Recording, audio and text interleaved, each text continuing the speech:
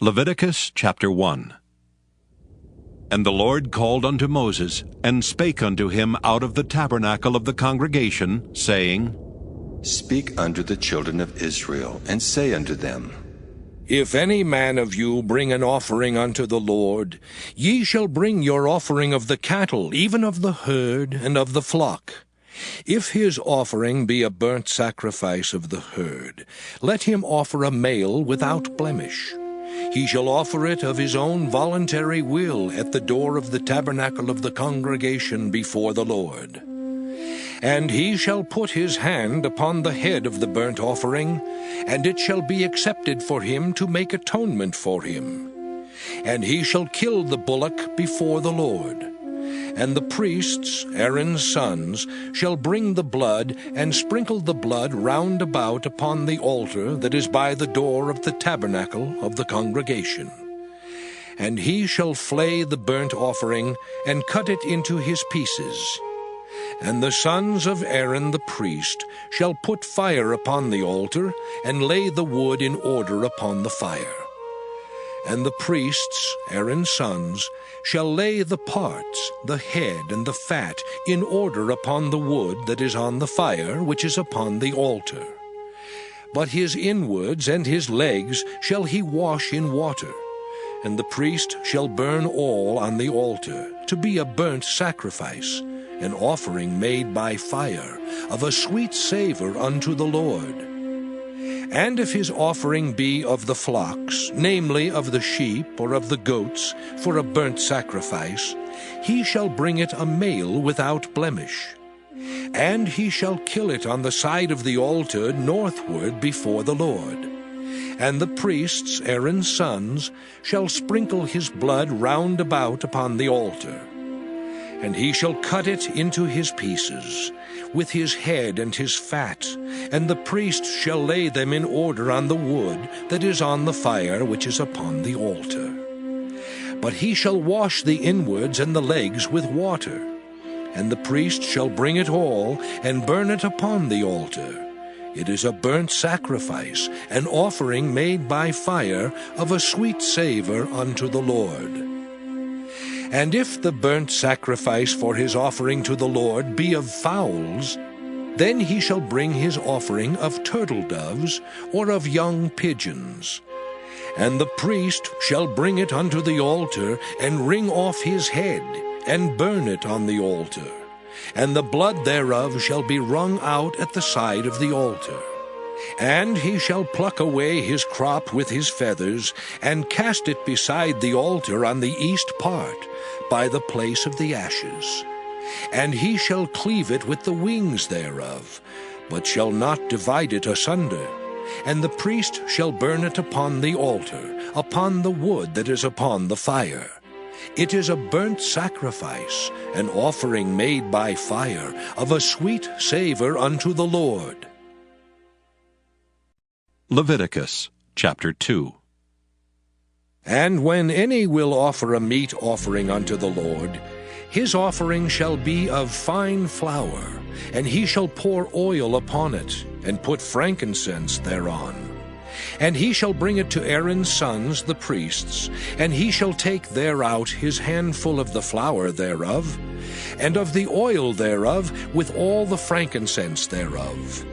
And the priest shall burn the memorial of it upon the altar, to be an offering made by fire, of a sweet savor unto the Lord.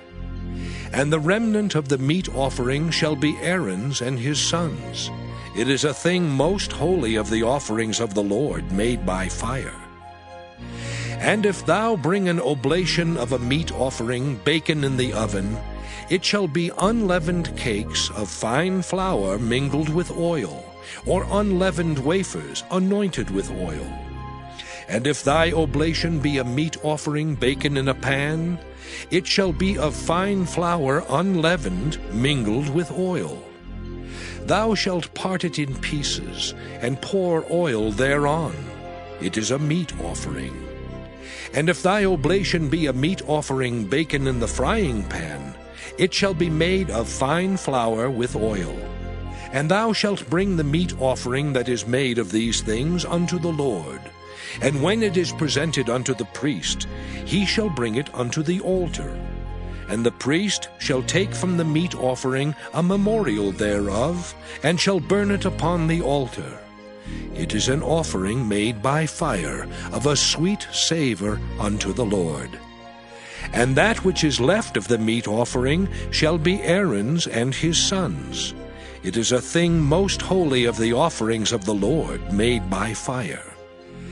No meat offering which ye shall bring unto the Lord shall be made with leaven, for ye shall burn no leaven, nor any honey, in any offering of the Lord made by fire. As for the oblation of the first fruits, ye shall offer them unto the Lord. But they shall not be burnt on the altar for a sweet savour. And every oblation of thy meat offering shalt thou season with salt. Neither shalt thou suffer the salt of the covenant of thy God to be lacking from thy meat offering. With all thine offerings thou shalt offer salt. And if thou offer a meat offering of thy first fruits unto the Lord, thou shalt offer for the meat offering of thy first fruits green ears of corn dried by the fire, even corn beaten out of full ears. And thou shalt put oil upon it, and lay frankincense thereon. It is a meat offering. And the priest shall burn the memorial of it, part of the beaten corn thereof, and part of the oil thereof, with all the frankincense thereof. It is an offering made by fire unto the Lord. Leviticus chapter 3.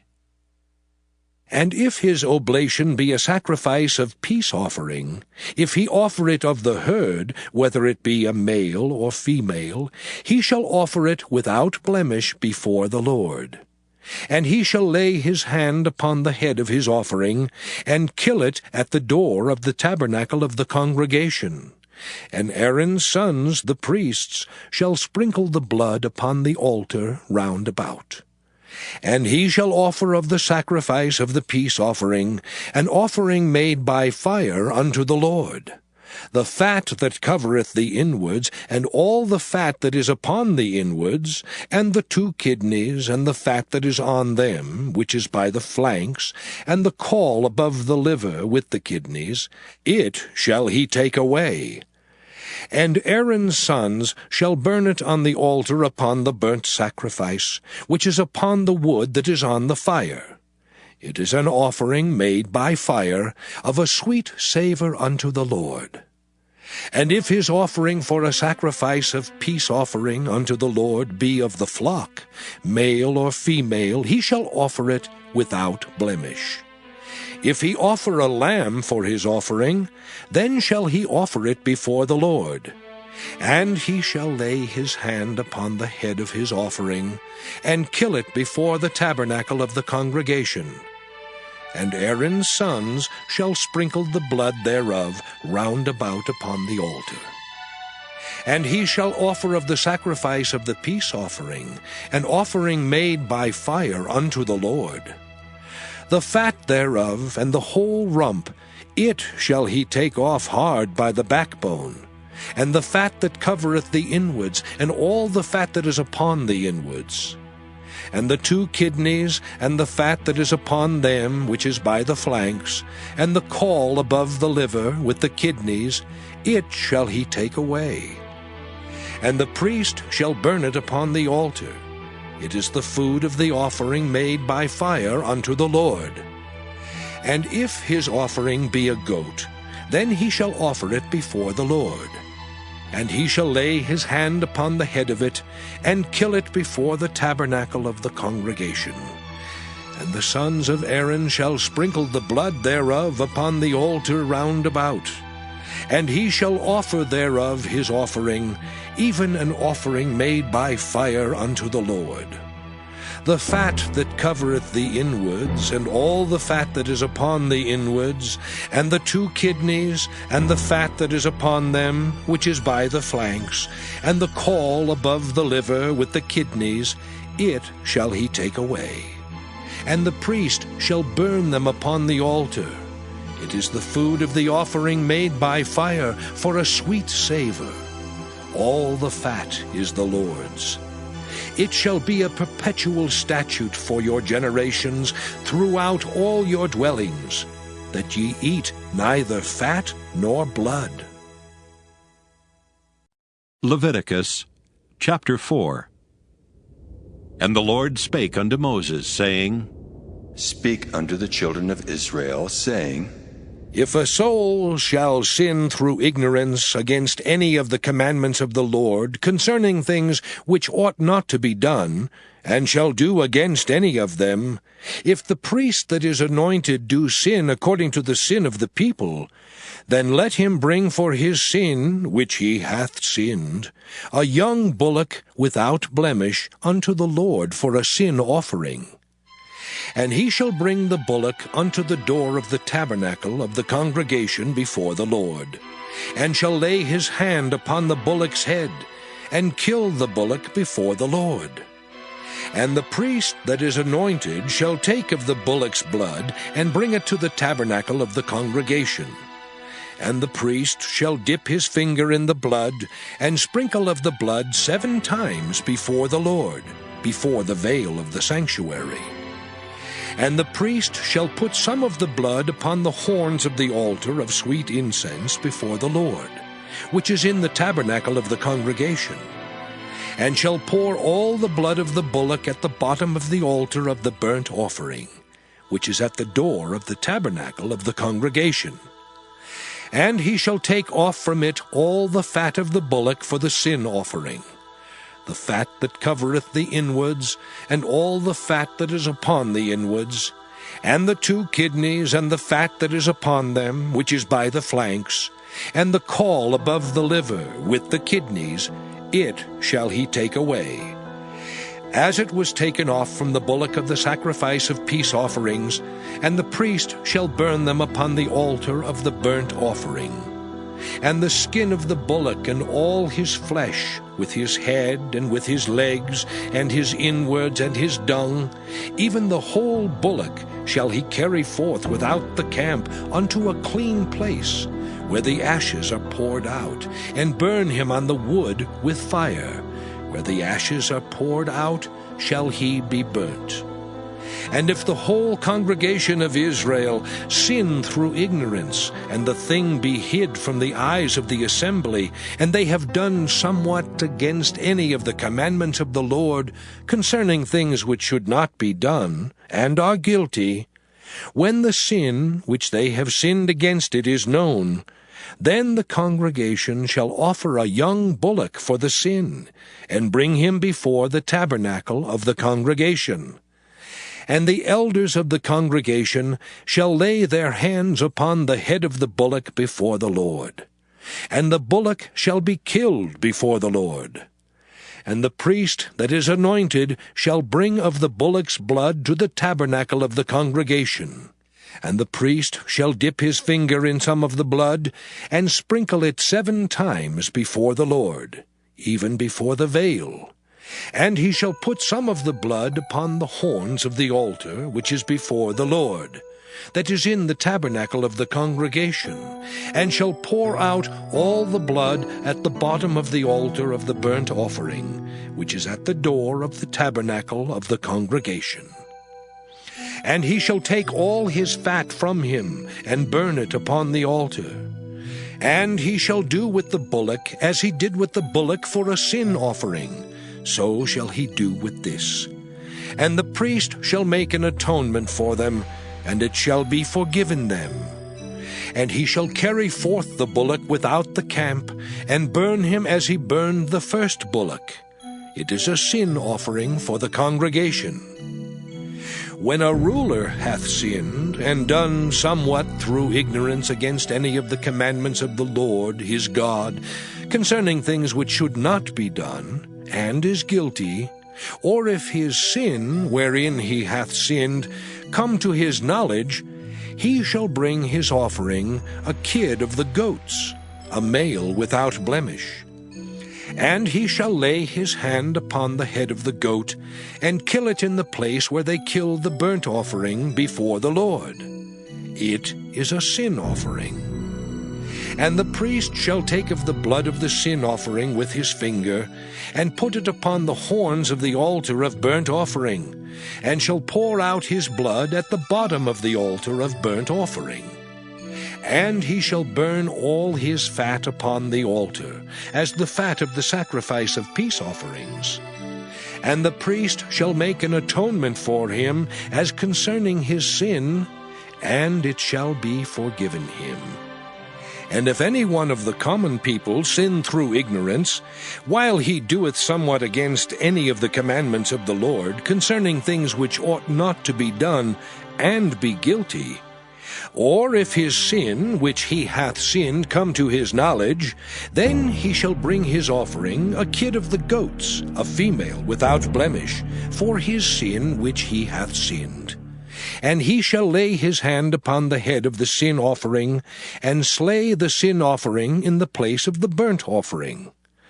And the priest shall take of the blood thereof with his finger, and put it upon the horns of the altar of burnt offering, and shall pour out all the blood thereof at the bottom of the altar. And he shall take away all the fat thereof, as the fat is taken away from off the sacrifice of peace offerings. And the priest shall burn it upon the altar for a sweet savour unto the Lord. And the priest shall make an atonement for him, and it shall be forgiven him. And if he bring a lamb for a sin offering, he shall bring it a female without blemish. And he shall lay his hand upon the head of the sin offering, and slay it for a sin offering in the place where they killed the burnt offering. And the priest shall take of the blood of the sin offering with his finger, and put it upon the horns of the altar of burnt offering, and shall pour out all the blood thereof at the bottom of the altar. And he shall take away all the fat thereof, as the fat of the lamb is taken away from the sacrifice of the peace offerings. And the priest shall burn them upon the altar, according to the offerings made by fire unto the Lord. And the priest shall make an atonement for his sin that he hath committed, and it shall be forgiven him. Leviticus chapter 5. And if a soul sin, and hear the voice of swearing, and is a witness, whether he hath seen or known of it, if he do not utter it, then he shall bear his iniquity. Or if a soul touch any unclean thing, whether it be a carcass of an unclean beast, or a carcass of unclean cattle, or the carcass of unclean creeping things, and if it be hidden from him, he also shall be unclean and guilty.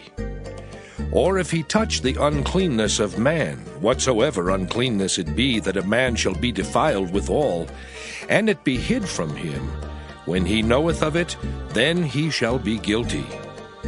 Or if a soul swear, pronouncing with his lips to do evil, or to do good, whatsoever it be that a man shall pronounce with an oath, and it be hid from him, when he knoweth of it, then he shall be guilty in one of these.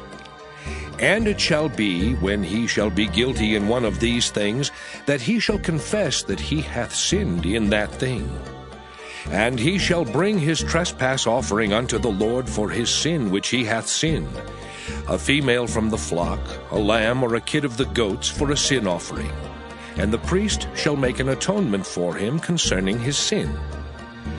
And if he be not able to bring a lamb, then he shall bring for his trespass which he hath committed 2 turtle doves or 2 young pigeons unto the Lord, one for a sin offering, and the other for a burnt offering.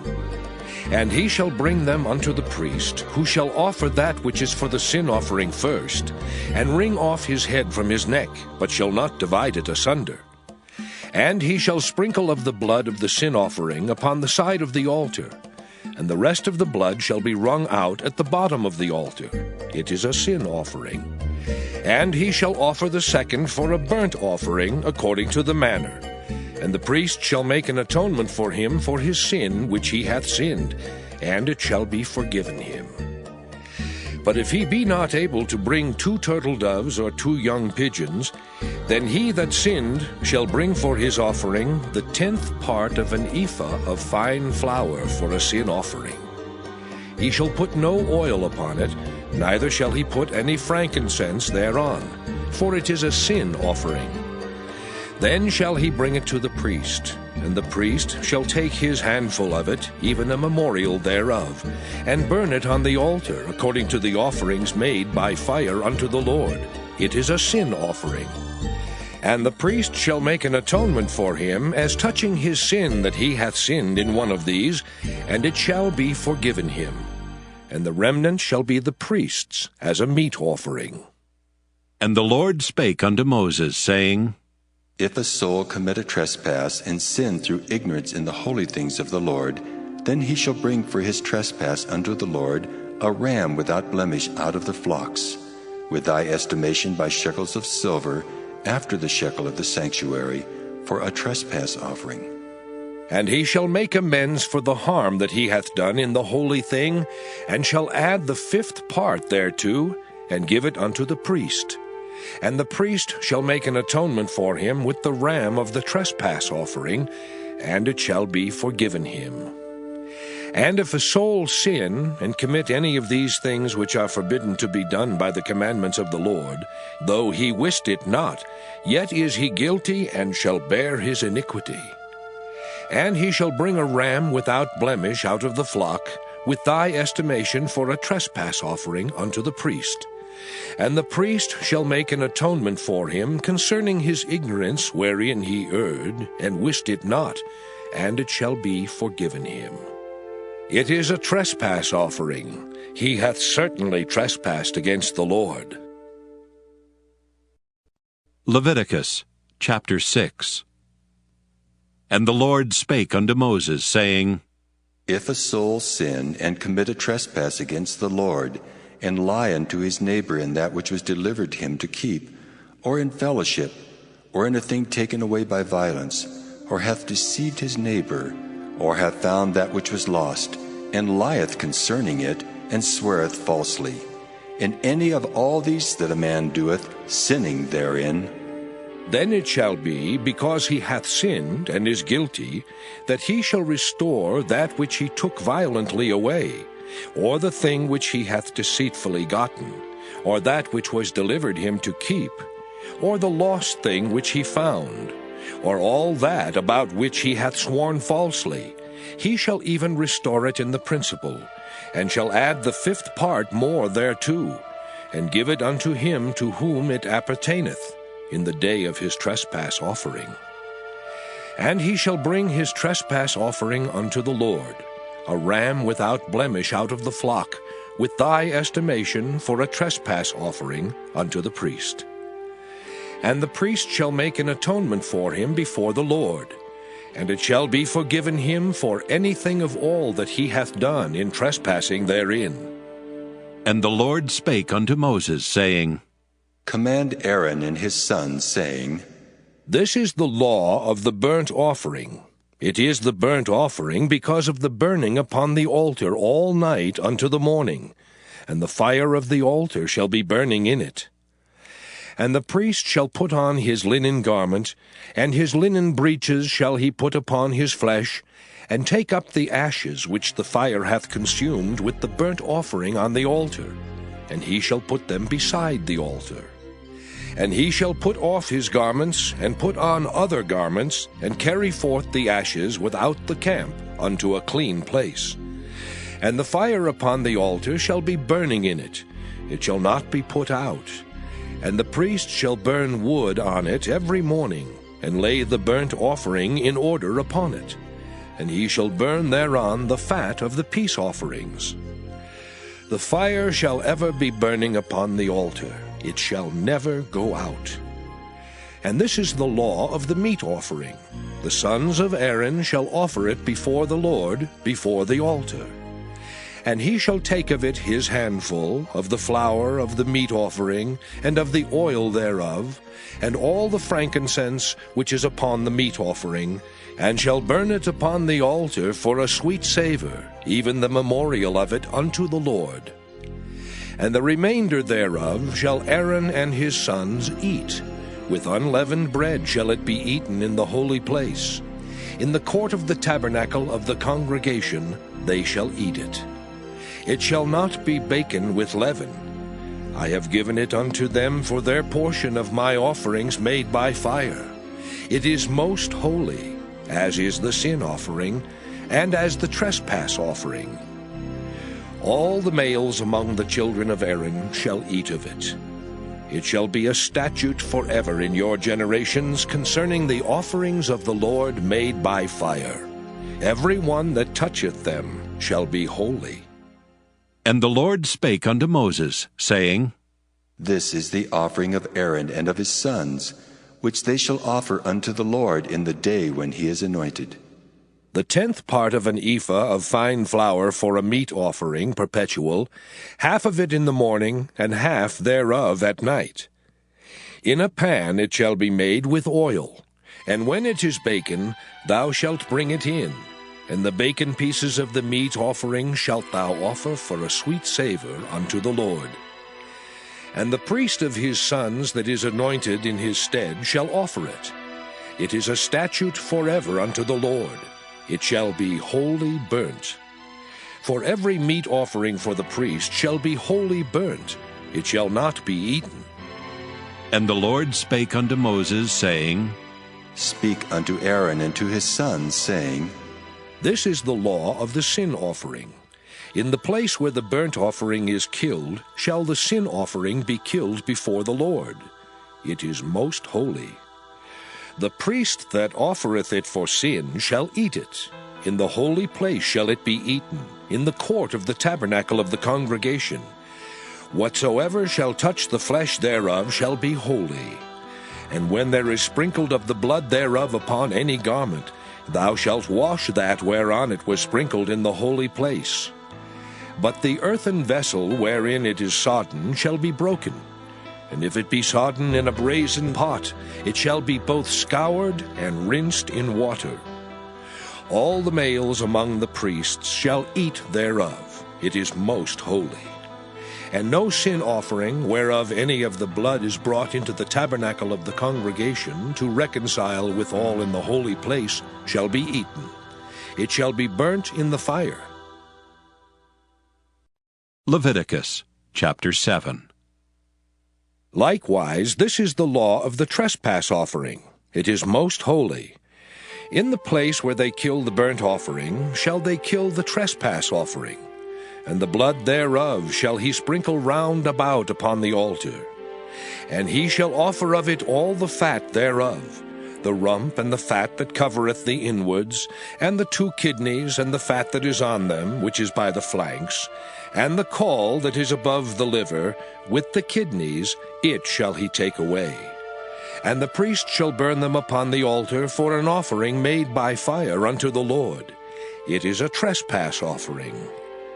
Every male among the priests shall eat thereof. It shall be eaten in the holy place. It is most holy. As the sin offering is, so is the trespass offering. There is one law for them. The priest that maketh atonement therewith shall have it. And the priest that offereth any man's burnt offering, even the priest shall have to himself the skin of the burnt offering which he hath offered.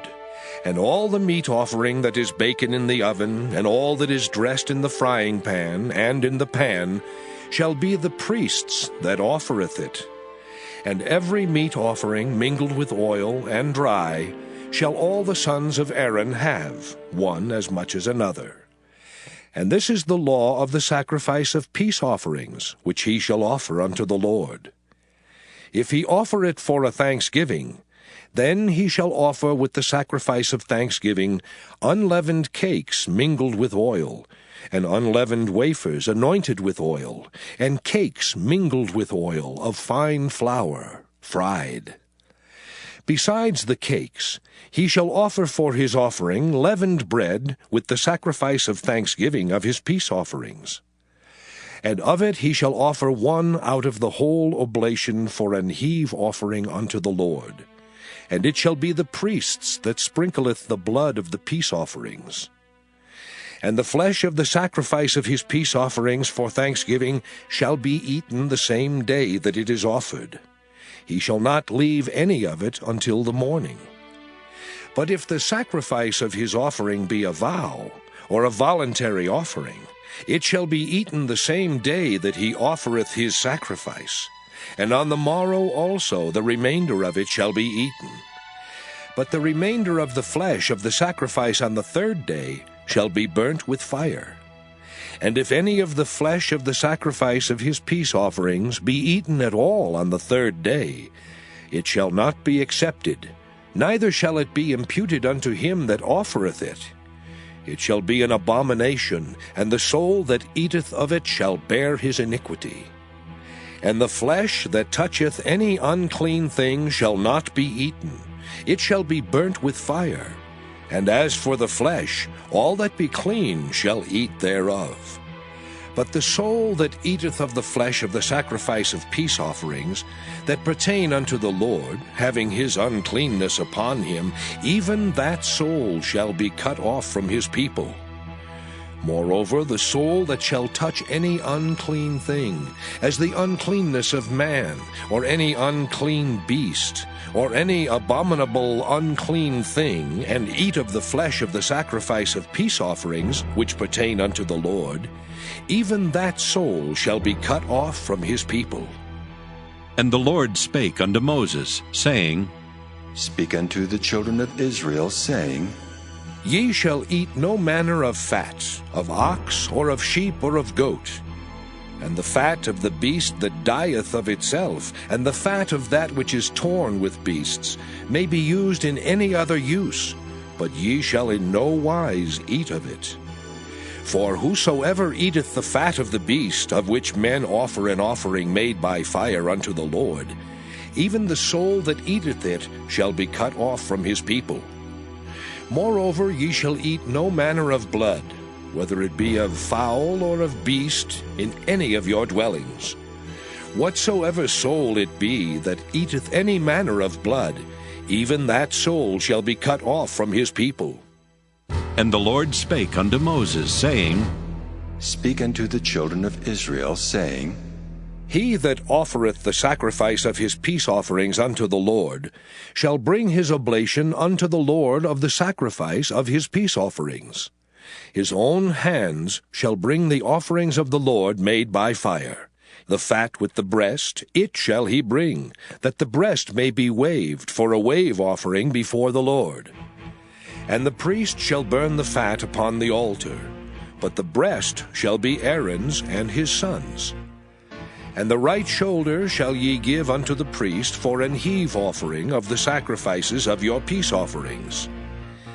He among the sons of Aaron that offereth the blood of the peace offerings and the fat shall have the right shoulder for his part.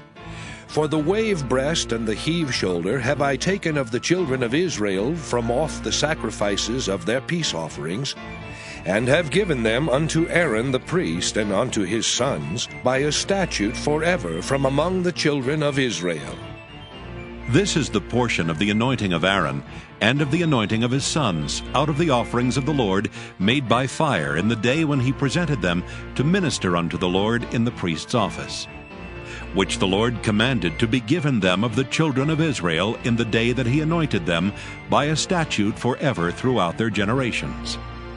This is the law of the burnt offering, of the meat offering, and of the sin offering, and of the trespass offering, and of the consecrations, and of the sacrifice of the peace offerings, which the Lord commanded Moses in Mount Sinai, in the day that he commanded the children of Israel to offer their oblations unto the Lord in the wilderness of Sinai. Leviticus chapter 8. And the Lord spake unto Moses, saying, Take Aaron and his sons with him, and the garments and the anointing oil, and a bullock for the sin offering, and 2 rams and a basket of unleavened bread. And gather thou all the congregation together unto the door of the tabernacle of the congregation. And Moses did as the Lord commanded him. And the assembly was gathered together unto the door of the tabernacle of the congregation. And Moses said unto the congregation, This is the thing which the Lord commanded to be done. And Moses brought Aaron and his sons, and washed them with water. And he put upon him the coat, and girded him with the girdle, and clothed him with the robe, and put the ephod upon him. And he girded him with the curious girdle of the ephod, and bound it unto him therewith. And he put the breastplate upon him. Also he put in the breastplate the Urim and the Thummim. And he put the mitre upon his head. Also upon the mitre, even upon his forefront, did he put the golden plate, the holy crown, as the Lord commanded Moses. And Moses took the anointing oil, and anointed the tabernacle and all that was therein, and sanctified them. And he sprinkled thereof upon the altar 7 times, and anointed the altar and all his vessels, both the laver and his foot, to sanctify them. And he poured of the anointing oil upon Aaron's head, and anointed him to sanctify him. And Moses brought Aaron's sons, and put coats upon them, and girded them with girdles, and put bonnets upon them, as the Lord commanded Moses. And he brought the bullock for the sin offering, and Aaron and his sons laid their hands upon the head of the bullock for the sin offering. And he slew it, and Moses took the blood, and put it upon the horns of the altar round about with his finger, and purified the altar, and poured the blood at the bottom of the altar, and sanctified it, to make reconciliation upon it. And he took all the fat that was upon the inwards, and the caul above the liver, and the 2 kidneys and their fat, and Moses burned it upon the altar. But the bullock and his hide, his flesh and his dung, he burnt with fire without the camp, as the Lord commanded Moses. And he brought the ram for the burnt offering, and Aaron and his sons laid their hands upon the head of the ram, and he killed it, and Moses sprinkled the blood upon the altar round about. And he cut the ram into pieces, and Moses burnt the head and the pieces and the fat. And he washed the inwards and the legs in water, and Moses burnt the whole ram upon the altar. It was a burnt sacrifice for a sweet savor, and an offering made by fire unto the Lord, as the Lord commanded Moses. And he brought the other ram, the ram of consecration, and Aaron and his sons laid their hands upon the head of the ram, and he slew it. And Moses took of the blood of it, and put it upon the tip of Aaron's right ear, and upon the thumb of his right hand, and upon the great toe of his right foot. And he brought Aaron's sons, and Moses put of the blood upon the tip of their right ear, and upon the thumbs of their right hands, and upon the great toes of their right feet. And Moses sprinkled the blood upon the altar round about.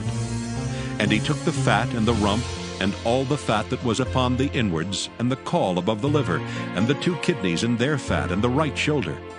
And out of the basket of unleavened bread that was before the Lord, he took 1 unleavened cake, and a cake of oiled bread, and 1 wafer, and put them on the fat, and upon the right shoulder. And he put all upon Aaron's hands, and upon his sons' hands, and waved them for a wave offering before the Lord. And Moses took them from off their hands, and burnt them on the altar upon the burnt offering. They were consecrations for a sweet savor. It is an offering made by fire unto the Lord. And Moses took the breast, and waved it for a wave offering before the Lord. For of the ram of consecration it was Moses' part, as the Lord commanded Moses. And Moses took of the anointing oil, and of the blood which was upon the altar, and sprinkled it upon Aaron, and upon his garments, and upon his sons, and upon his sons' garments with him, and sanctified Aaron and his garments, and his sons garments with him. And Moses said unto Aaron and to his sons, Boil the flesh at the door of the tabernacle of the congregation, and there eat it with the bread that is in the basket of consecrations, as I commanded, saying, Aaron and his sons shall eat it. And that which remaineth of the flesh and of the bread shall ye burn with fire. And ye shall not go out of the door of the tabernacle of the congregation in 7 days, until the days of your consecration be at an end. For 7 days shall he consecrate you. As he hath done this day, so the Lord hath commanded to do, to make an atonement for you. Therefore shall ye abide at the door of the tabernacle of the congregation day and night 7 days, and keep the charge of the Lord, that ye die not, for so I am commanded. So Aaron and his sons did all things which the Lord commanded by the hand of Moses. Leviticus chapter 9. And it came to pass on the 8th day that Moses called Aaron and his sons and the elders of Israel. And he said unto Aaron, Take thee a young calf for a sin offering, and a ram for a burnt offering, without blemish, and offer them before the Lord. And unto the children of Israel thou shalt speak, saying, Take ye a kid of the goats for a sin offering, and a calf and a lamb, both of the first year, without blemish, for a burnt offering. Also a bullock and a ram for peace offerings, to sacrifice before the Lord. And a meat offering mingled with oil. For today the Lord will appear unto you. And they brought that which Moses commanded before the tabernacle of the congregation. And all the congregation drew near and stood before the Lord. And Moses said, This is the thing which the Lord commanded that ye should do, and the glory of the Lord shall appear unto you. And Moses said unto Aaron, Go unto the altar, and offer thy sin offering and thy burnt offering, and make an atonement for thyself and for the people, and offer the offering of the people, and make an atonement for them, as the Lord commanded. Aaron therefore went unto the altar, and slew the calf of the sin offering which was for himself. And the sons of Aaron brought the blood unto him, and he dipped his finger in the blood, and put it upon the horns of the altar, and poured out the blood at the bottom of the altar. But the fat and the kidneys and the caul above the liver of the sin offering he burnt upon the altar, as the Lord commanded Moses. And the flesh and the hide he burnt with fire without the camp. And he slew the burnt offering, and Aaron's sons presented unto him the blood which he sprinkled round about upon the altar. And they presented the burnt offering unto him with the pieces thereof and the head, and he burnt them upon the altar. And he did wash the inwards and the legs, and burnt them upon the burnt offering on the altar. And he brought the people's offering, and took the goat which was the sin offering for the people, and slew it, and offered it for sin as the first. And he brought the burnt offering, and offered it according to the manner. And he brought the meat offering, and took an handful thereof, and burnt it upon the altar, beside the burnt sacrifice of the morning. He slew also the bullock and the ram for a sacrifice of peace offerings, which was for the people.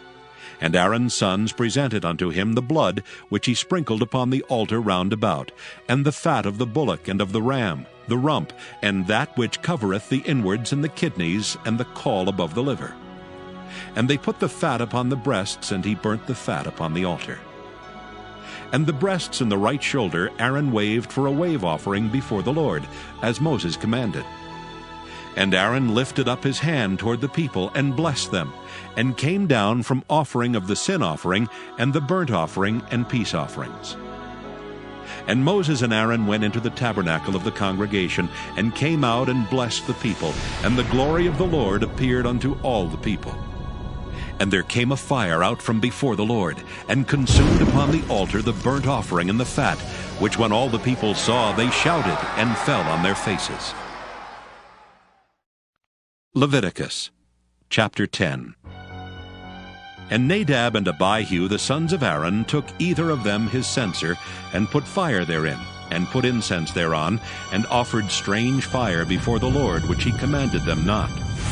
And there went out fire from the Lord, and devoured them, and they died before the Lord.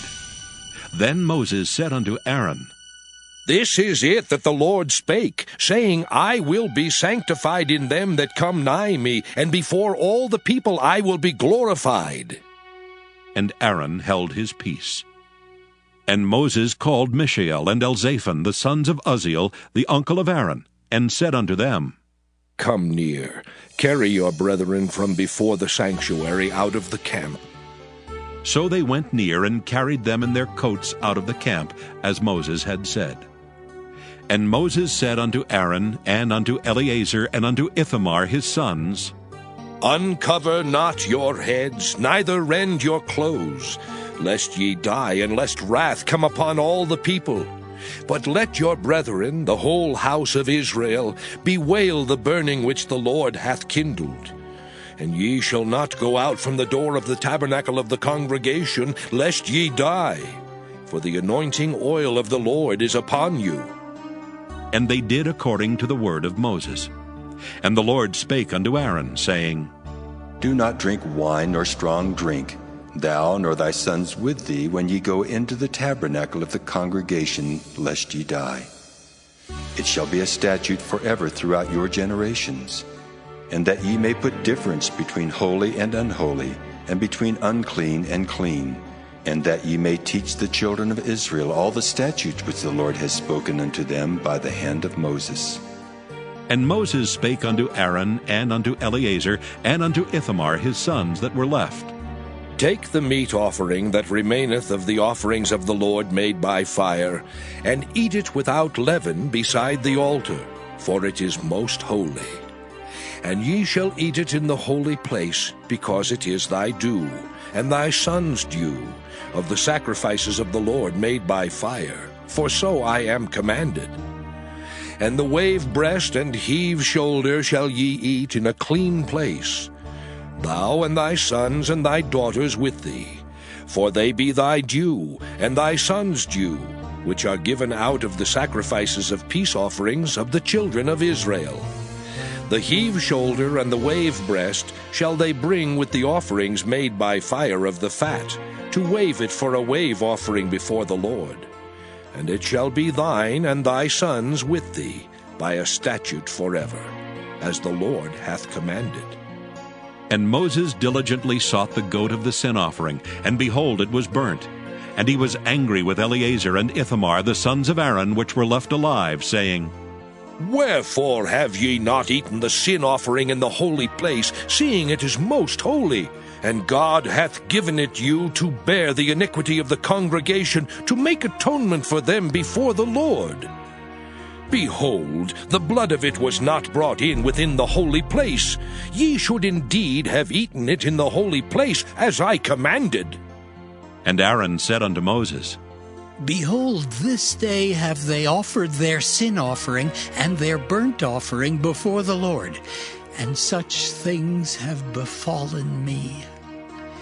And if I had eaten the sin offering today, should it have been accepted in the sight of the Lord? And when Moses heard that, he was content. Leviticus chapter 11. And the Lord spake unto Moses and to Aaron, saying unto them, Speak unto the children of Israel, saying, These are the beasts which ye shall eat among all the beasts that are on the earth. Whatsoever parteth the hoof, and is cloven-footed, and cheweth the cud among the beasts, that shall ye eat. Nevertheless, these shall ye not eat of them that chew the cud, or of them that water, and in the rivers, them shall ye eat. And all that have not fins and scales in the seas and in the rivers, of all that move in the waters, and of any living thing which is in the waters, they shall be an abomination unto you. They shall be even an abomination unto you. Ye shall not eat of their flesh, but ye shall have their carcasses in abomination.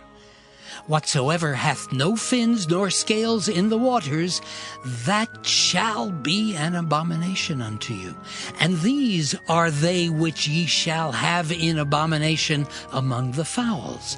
They shall not be eaten, they are an abomination, the eagle, and the ossifrage, and the osprey, and the vulture, and the kite after his kind, every raven after his kind, and the owl, and the nighthawk, and the cuckoo, and the hawk after his kind, and the little owl, and the cormorant, and the great owl, and the swan, and the pelican, and the gyre eagle, and the stork, the heron after her kind, and the lapwing, and the bat. All fowls that creep, going upon all four, shall be an abomination unto you. Yet these may ye eat of every flying, creeping thing that goeth upon all four, which have legs above their feet to leap withal upon the earth. Even these of them ye may eat, the locust after his kind, and the bald locust after his kind, and the beetle after his kind, and the grasshopper after his kind. But all other flying, creeping things which have 4 feet shall be an abomination unto you. And for these ye shall be unclean. Whosoever toucheth the carcass of them shall be unclean until the even.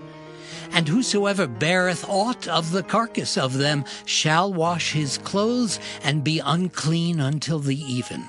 The carcasses of every beast which divideth the hoof, and is not cloven-footed, nor cheweth the cud, are unclean unto you. Every one that toucheth them shall be unclean. And whatsoever goeth upon his paws among all manner of beasts that go on all four, those are unclean unto you. Whoso toucheth their carcass shall be unclean until the even. And he that beareth the carcass of them shall wash his clothes, and be unclean until the even. They are unclean unto you. These also shall be unclean unto you among the creeping things that creep upon the earth, the weasel and the mouse, and the tortoise after his kind, and the ferret, and the chameleon, and the lizard, and the snail, and the mole. These are unclean to you among all that creep. Whosoever doth touch them when they be dead shall be unclean until the even. And upon whatsoever any of them when they are dead doth fall, it shall be unclean, whether it be any vessel of wood or raiment or skin or sack, whatsoever vessel it be, wherein any work is done, it must be put into water, and it shall be unclean until the even. So it shall be cleansed. And every earthen vessel whereinto any of them falleth, whatsoever is in it shall be unclean, and ye shall break it. Of all meat which may be eaten, that on which such water cometh shall be unclean. And all drink that may be drunk in every such vessel shall be unclean. And every thing whereupon any part of their carcass falleth shall be unclean, whether it be oven or ranges for pots, they shall be broken down, for they are unclean, and shall be unclean unto you. Nevertheless, a fountain or pit, wherein there is plenty of water, shall be clean, but that which toucheth their carcass shall be unclean. And if any part of their carcass fall upon any sowing seed which is to be sown, it shall be clean. But if any water be put upon the seed, and any part of their carcass fall thereon, it shall be unclean unto you. And if any beast of which ye may eat die, he that toucheth the carcass thereof shall be unclean until the even. And he that eateth of the carcass of it shall wash his clothes, and be unclean until the even. He also that beareth the carcass of it shall wash his clothes, and be unclean until the even. And every creeping thing that creepeth upon the earth shall be an abomination. It shall not be eaten. Whatsoever goeth upon the belly, and whatsoever goeth upon all four, or whatsoever hath more feet among all creeping things that creep upon the earth, them ye shall not eat, for they are an abomination. Ye shall not make yourselves abominable with any creeping thing that creepeth, neither shall ye make yourselves unclean with them, that ye should be defiled thereby. For I am the Lord your God. Ye shall therefore sanctify yourselves, and ye shall be holy, for I am holy. Neither shall ye defile yourselves with any manner of creeping thing that creepeth upon the earth. For I am the Lord that bringeth you up out of the land of Egypt to be your God. Ye shall therefore be holy, for I am holy. This is the law of the beasts and of the fowl, and of every living creature that moveth in the waters, and of every creature that creepeth upon the earth, to make a difference between the unclean and the clean, and between the beast that may be eaten and the beast that may not be eaten. Leviticus chapter 12.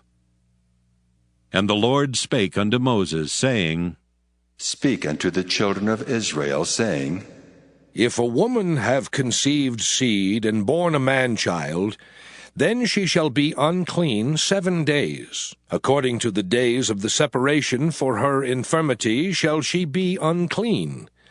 And in the 8th day the flesh of his foreskin shall be circumcised. And she shall then continue in the blood of her purifying 33 days. She shall touch no hallowed thing, nor come into the sanctuary until the days of her purifying be fulfilled. But if she bear a maid-child, then she shall be unclean 2 weeks, as in her separation, and she shall continue in the blood of her purifying 66 days. And when the days of her purifying are fulfilled, for a son or for a daughter, she shall bring a lamb of the 1st year for a burnt offering, and a young pigeon or a turtle-dove for a sin offering unto the door of the tabernacle of the congregation, unto the priest, who shall offer it before the Lord, and make an atonement for her, and she shall be cleansed from the issue of her blood.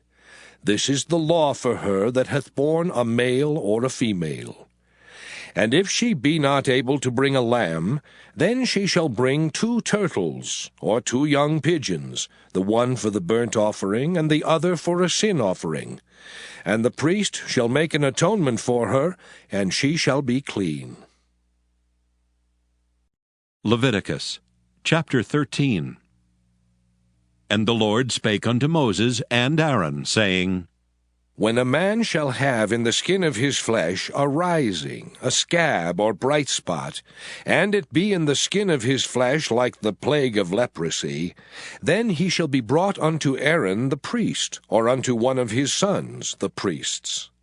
And the priest shall look on the plague in the skin of the flesh, and when the hair in the plague is turned white, and the plague in sight be deeper than the skin of his flesh, it is a plague of leprosy, and the priest shall look on him and pronounce him unclean. If the bright spot be white in the skin of his flesh, and in sight be not deeper than the skin, and the hair thereof be not turned white, then the priest shall shut up him that hath the plague 7 days. And the priest shall look on him the 7th day, and behold, if the plague in his sight be at a stay, and the plague spread not in the skin, then the priest shall shut him up 7 days more. And the priest shall look on him again the 7th day, and behold, if the plague be somewhat dark, and the plague spread not in the skin, the priest shall pronounce him clean. It is but a scab, and he shall wash his clothes and be clean. But if the scab spread much abroad in the skin, after that he hath been seen of the priest for his cleansing, he shall be seen of the priest again. And if the priest see that, behold, the scab spreadeth in the skin, then the priest shall pronounce him unclean. It is a leprosy. When the plague of leprosy is in a man, then he shall be brought unto the priest. And the priest shall see him, and behold, if the rising be white in the skin, and it have turned the hair white, and there be quick raw flesh in the rising, it is an old leprosy in the skin of his flesh, and the priest shall pronounce him unclean, and shall not shut him up, for he is unclean.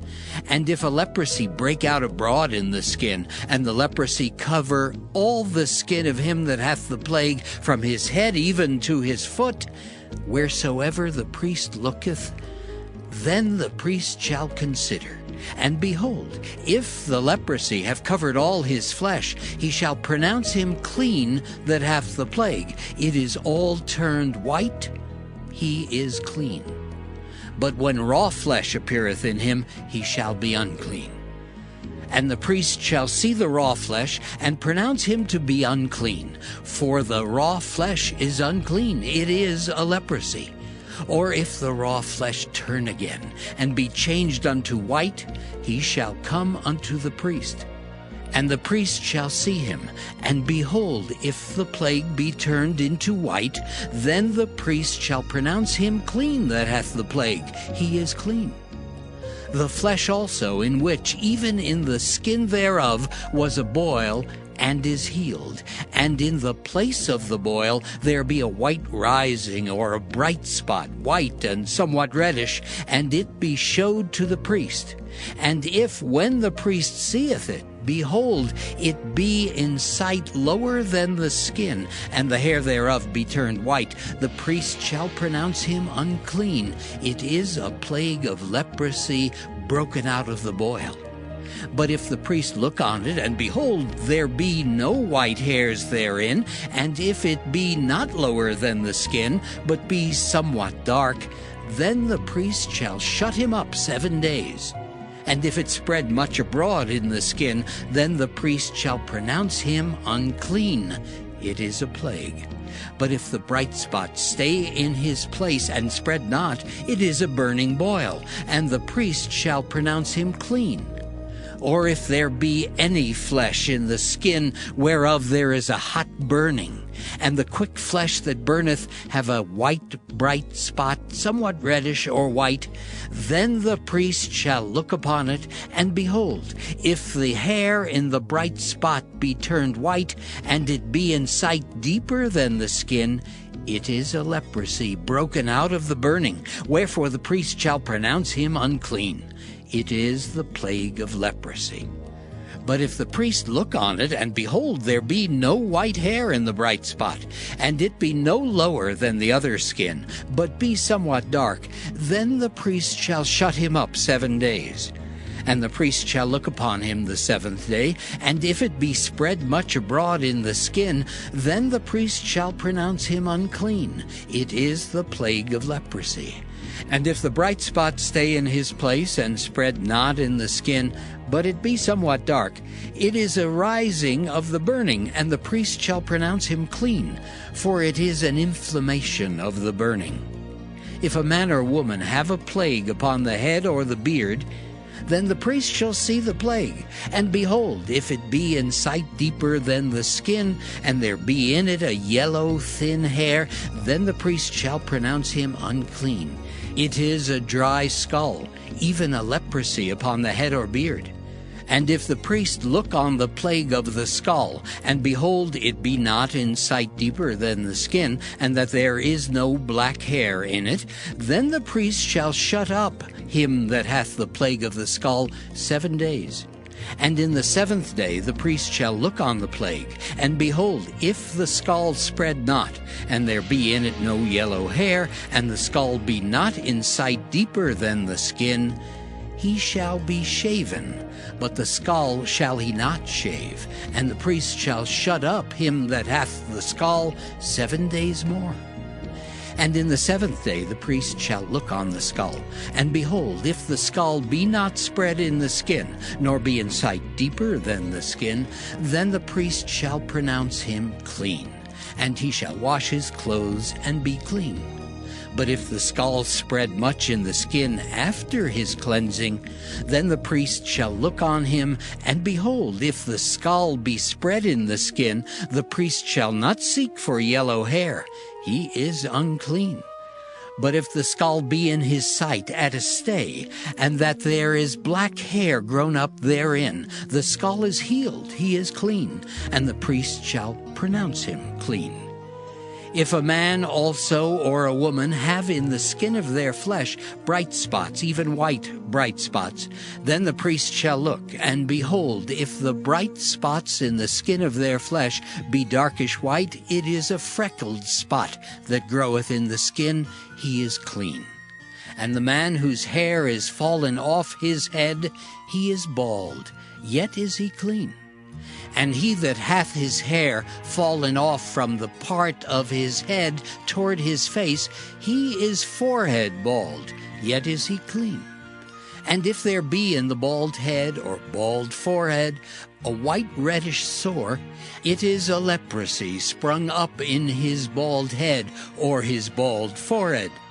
Then the priest shall look upon it, And behold, if the rising of the sore be white-reddish in his bald head, or in his bald forehead, as the leprosy appeareth in the skin of the flesh, he is a leprous man. He is unclean.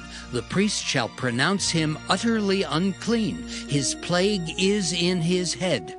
And the leper in whom the plague is, his clothes shall be rent, and his head bare, and he shall put a covering upon his upper lip, and shall cry, Unclean, unclean. All the days wherein the plague shall be in him, he shall be defiled. He is unclean. He shall dwell alone. Without the camp shall his habitation be. The garment also that the plague of leprosy is in, whether it be a woolen garment or a linen garment, whether it be in the warp or woof of linen or of woolen, whether in a skin or in anything made of skin. And if the plague be greenish or reddish in the garment, or in the skin, either in the warp or in the woof, or in anything of skin, it is a plague of leprosy, and shall be showed unto the priest. And the priest shall look upon the plague, and shut up it that hath the plague 7 days. And he shall look on the plague on the 7th day. If the plague be spread in the garment, either in the warp or in the woof, or in a skin, or in any work that is made of skin, the plague is a fretting leprosy. It is unclean. He shall therefore burn that garment, whether warp or woof, in woolen or in linen, or anything of skin, wherein the plague is, for it is a fretting leprosy. It shall be burnt in the fire. And if the priest shall look, and behold, the plague be not spread in the garment, either in the warp or in the woof, or in anything of skin, then the priest shall command that they wash the thing wherein the plague is, and he shall shut it up 7 days more. And the priest shall look on the plague after that it is washed, and behold, if the plague have not changed his color, and the plague be not spread, it is unclean. Thou shalt burn it in the fire. It is fret inward, whether it be bare within or without. And if the priest look, and behold, the plague be somewhat dark after the washing of it, then he shall rend it out of the garment, or out of the skin, or out of the warp, or out of the woof. And if it appear still in the garment, either in the warp, or in the woof, or in anything of skin, it is a spreading plague. Thou shalt burn that wherein the plague is with fire. And the garment, either warp or woof, or whatsoever thing of skin it be, which thou shalt wash, if the plague be departed from them, then it shall be washed the 2nd time, and shall be clean. This is the law of the plague of leprosy in a garment of woolen or linen, either in the warp or woof, or anything of skins, to pronounce it clean or to pronounce it unclean. Leviticus chapter 14. And the Lord spake unto Moses, saying, This shall be the law of the leper in the day of his cleansing. He shall be brought unto the priest, and the priest shall go forth out of the camp, and the priest shall look, and behold, if the plague of leprosy be healed in the leper, then shall the priest command to take for him that is to be cleansed 2 birds alive and clean, and cedar wood, and scarlet and hyssop. And the priest shall command that one of the birds be killed in an earthen vessel over running water. As for the living bird, he shall take it, and the cedar wood, and the scarlet, and the hyssop, and shall dip them and the living bird in the blood of the bird that was killed over the running water. And he shall sprinkle upon him that is to be cleansed from the leprosy 7 times, and shall pronounce him clean, and shall let the living bird loose into the open field. And he that is to be cleansed shall wash his clothes, and shave off all his hair, and wash himself in water, that he may be clean. And after that he shall come into the camp, and shall tarry abroad out of his tent 7 days. But it shall be on the 7th day that he shall shave all his hair off his head, and his beard and his eyebrows, even all his hair he shall shave off. And he shall wash his clothes, also he shall wash his flesh in water, and he shall be clean. And on the 8th day he shall take 2 he-lambs without blemish, and 1 ewe-lamb of the first year without blemish, and 3/10 deals of fine flour for a meat offering, mingled with oil, and 1 log of oil. And the priest that maketh him clean shall present the man that is to be made clean, and those things before the Lord, at the door of the tabernacle of the congregation. And the priest shall take 1 he-lamb, and offer him for a trespass offering, and the log of oil, and wave them for a wave offering before the Lord. And he shall slay the lamb in the place where he shall kill the sin offering and the burnt offering, in the holy place. For as the sin offering is the priest's, so is the trespass offering. It is most holy. And the priest shall take some of the blood of the trespass offering, and the priest shall put it upon the tip of the right ear of him that is to be cleansed, and upon the thumb of his right hand, and upon the great toe of his right foot. And the priest shall take some of the log of oil, and pour it into the palm of his own left hand. And the priest shall dip his right finger in the oil that is in his left hand, and shall sprinkle of the oil with his finger 7 times before the Lord. And of the rest of the oil that is in his hand shall the priest put upon the tip of the right ear of him that is to be cleansed, and upon the thumb of his right hand, and upon the great toe of his right foot, upon the blood of the trespass offering. And the remnant of the oil that is in the priest's hand he shall pour upon the head of him that is to be cleansed. And the priest shall make an atonement for him before the Lord. And the priest shall offer the sin offering, and make an atonement for him that is to be cleansed from his uncleanness, and afterward he shall kill the burnt offering. And the priest shall offer the burnt offering and the meat offering upon the altar. And the priest shall make an atonement for him, and he shall be clean. And if he be poor and cannot get so much, then he shall take 1 lamb for a trespass offering to be waved, to make an atonement for him, and 1/10 deal of fine flour mingled with oil for a meat offering, and a log of oil. And 2 turtle doves, or 2 young pigeons, such as he is able to get, and the one shall be a sin offering, and the other a burnt offering. And he shall bring them on the 8th day for his cleansing unto the priest, unto the door of the tabernacle of the congregation before the Lord. And the priest shall take the lamb of the trespass offering, and the log of oil, and the priest shall wave them for a wave offering before the Lord. And he shall kill the lamb of the trespass offering, and the priest shall take some of the blood of the trespass offering, and put it upon the tip of the right ear of him that is to be cleansed, and upon the thumb of his right hand, and upon the great toe of his right foot. And the priest shall pour of the oil into the palm of his own left hand.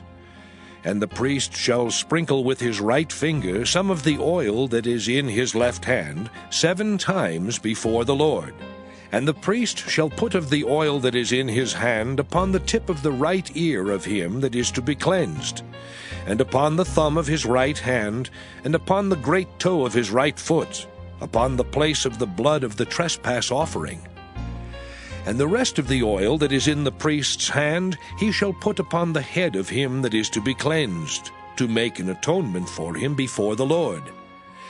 And he shall offer the one of the turtle doves, or of the young pigeons, such as he can get, even such as he is able to get, the one for a sin offering, and the other for a burnt offering with the meat offering.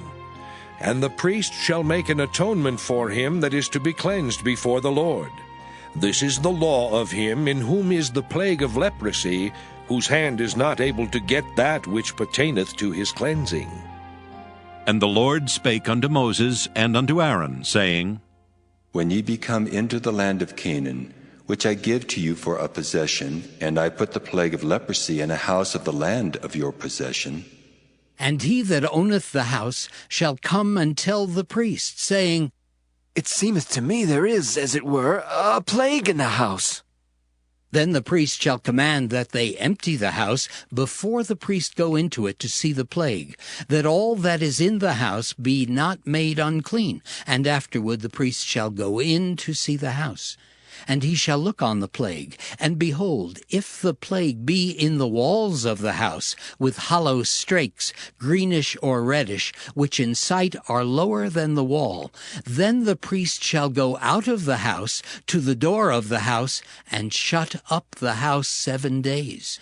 And the priest shall come again the 7th day, and shall look. And behold, if the plague be spread in the walls of the house, then the priest shall command that they take away the stones in which the plague is, and they shall cast them into an unclean place without the city. And he shall cause the house to be scraped within round about, and they shall pour out the dust that they scrape off without the city into an unclean place. And they shall take other stones, and put them in the place of those stones. And he shall take other mortar, and shall plaster the house.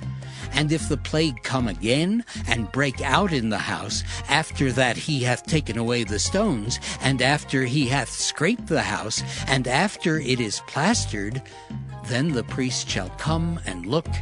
And behold, if the plague be spread in the house, it is a fretting leprosy in the house, it is unclean.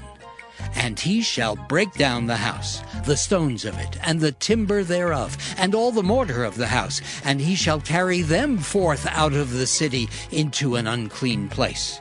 Moreover, he that goeth into the house all the while that it is shut up shall be unclean until the even. And he that lieth in the house shall wash his clothes, and he that eateth in the house shall wash his clothes. And if the priest shall come in and look upon it, and behold, the plague hath not spread in the house after the house was plastered, then the priest shall pronounce the house clean, because the plague is healed. And he shall take to cleanse the house 2 birds, and cedar wood, and scarlet, and hyssop. And he shall kill the one of the birds in an earthen vessel over running water. And he shall take the cedar wood, and the hyssop, and the scarlet, and the living bird, and dip them in the blood of the slain bird, and in the running water, and sprinkle the house 7 times. And he shall cleanse the house with the blood of the bird, and with the running water, and with the living bird, and with the cedar wood, and with the hyssop, and with the scarlet. But he shall let go the living bird out of the city into the open fields, and make an atonement for the house, and it shall be clean. This is the law for all manner of plague of leprosy and skull, and for the leprosy of a garment and of a house, and for a rising, and for a scab, and for a bright spot, to teach when it is unclean and when it is clean. This is the law of leprosy. Leviticus chapter 15. And the Lord spake unto Moses and to Aaron, saying, Speak unto the children of Israel, and say unto them, When any man hath a running issue out of his flesh, because of his issue he is unclean. And this shall be his uncleanness in his issue, whether his flesh run with his issue, or his flesh be stopped from his issue, it is his uncleanness. Every bed whereon he lieth that hath the issue is unclean, and everything whereon he sitteth shall be unclean. And whosoever toucheth his bed shall wash his clothes, and bathe himself in water, and be unclean until the even. And he that sitteth on anything whereon he sat that hath the issue shall wash his clothes, and bathe himself in water, and be unclean until the even. And he that toucheth the flesh of him that hath the issue shall wash his clothes, and bathe himself in water, and be unclean until the even. And if he that hath the issue spit upon him that is clean, then he shall wash his clothes, and bathe himself in water, and be unclean until the even. And what saddle soever he rideth upon that hath the issue shall be unclean. And whosoever toucheth anything that was under him shall be unclean until the even. And he that beareth any of those things shall wash his clothes and bathe himself in water, and be unclean until the even. And whomsoever he toucheth that hath the issue, and hath not rinsed his hands in water, he shall wash his clothes and bathe himself in water, and be unclean until the even. And the vessel of earth that he toucheth, which hath the issue, shall be broken, and every vessel of wood shall be rinsed in water. And when he that hath an issue is cleansed of his issue, then he shall number to himself 7 days for his cleansing, and wash his clothes, and bathe his flesh in running water, and shall be clean. And on the 8th day he shall take to him 2 turtle doves, or 2 young pigeons, and come before the Lord unto the door of the tabernacle of the congregation, and give them unto the priest. And the priest shall offer them, the one for a sin offering, and the other for a burnt offering. And the priest shall make an atonement for him before the Lord for his issue. And if any man's seed of copulation go out from him, then he shall wash all his flesh in water, and be unclean until the even. And every garment and every skin whereon is the seed of copulation shall be washed with water, and be unclean until the even. The woman also with whom man shall lie with seed of copulation, they shall both bathe themselves in water, and be unclean until the even. And if a woman have an issue, and her issue in her flesh be blood, she shall be put apart 7 days, and whosoever toucheth her shall be unclean until the even. And everything that she lieth upon in her separation shall be unclean. Everything also that she sitteth upon shall be unclean. And whosoever toucheth her bed shall wash his clothes, and bathe himself in water, and be unclean until the even. And whosoever toucheth anything that she sat upon shall wash his clothes, and bathe himself in water, and be unclean until the even. And if it be on her bed, or on anything whereon she sitteth, when he toucheth it, he shall be unclean until the even. And if any man lie with her at all, and her flowers be upon him, he shall be unclean 7 days, and all the bed whereon he lieth shall be unclean. And if a woman have an issue of her blood many days out of the time of her separation, or if it run beyond the time of her separation, all the days of the issue of her uncleanness shall be as the days of her separation. She shall be unclean. Every bed whereon she lieth all the days of her issue shall be unto her as the bed of her separation, and whatsoever she sitteth upon shall be unclean, as the uncleanness of her separation. And whosoever toucheth those things shall be unclean, and shall wash his clothes, and bathe himself in water, and be unclean until the even. But if she be cleansed of her issue, then she shall number to herself 7 days, and after that she shall be clean. And on the 8th day she shall take unto her 2 turtles, or 2 young pigeons, and bring them unto the priest, to the door of the tabernacle of the congregation. And the priest shall offer the one for a sin offering, and the other for a burnt offering. And the priest shall make an atonement for her before the Lord for the issue of her uncleanness. Thus shall ye separate the children of Israel from their uncleanness, that they die not in their uncleanness when they defile my tabernacle that is among them. This is the law of him that hath an issue, and of him whose seed goeth from him, and is defiled therewith, and of her that is sick of her flowers, and of him that hath an issue, of the man and of the woman, and of him that lieth with her that is unclean. Leviticus chapter 16. And the Lord spake unto Moses after the death of the two sons of Aaron, when they offered before the Lord, and died. And the Lord said unto Moses, Speak unto Aaron thy brother, that he come not at all times into the holy place, within the veil before the mercy seat which is upon the ark, that he die not. For I will appear in the cloud upon the mercy seat. Thus shall Aaron come into the holy place with a young bullock for a sin offering, and a ram for a burnt offering. He shall put on the holy linen coat, and he shall have the linen breeches upon his flesh, and shall be girded with a linen girdle, and with the linen mitre shall he be attired. These are holy garments.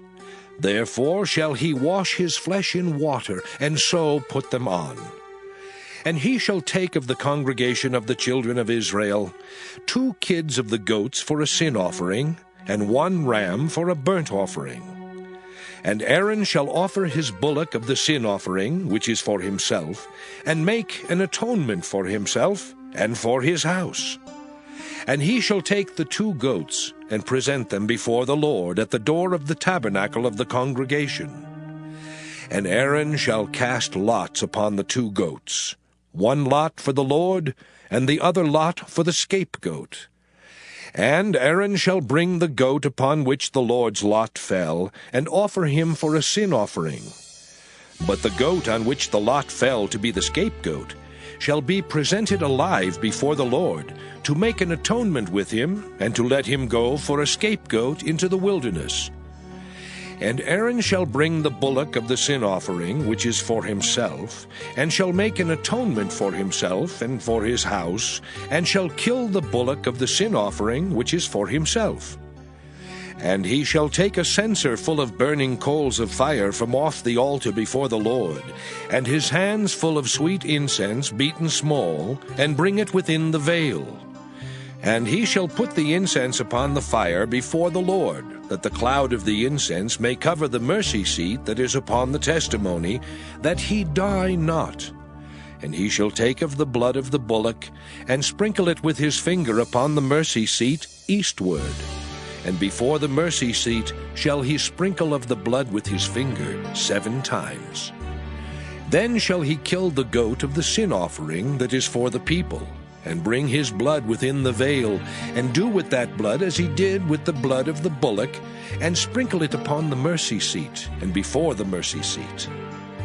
And he shall make an atonement for the holy place, because of the uncleanness of the children of Israel, and because of their transgressions in all their sins. And so shall he do for the tabernacle of the congregation, that remaineth among them in the midst of their uncleanness. And there shall be no man in the tabernacle of the congregation when he goeth in to make an atonement in the holy place, until he come out, and have made an atonement for himself, and for his household, and for all the congregation of Israel.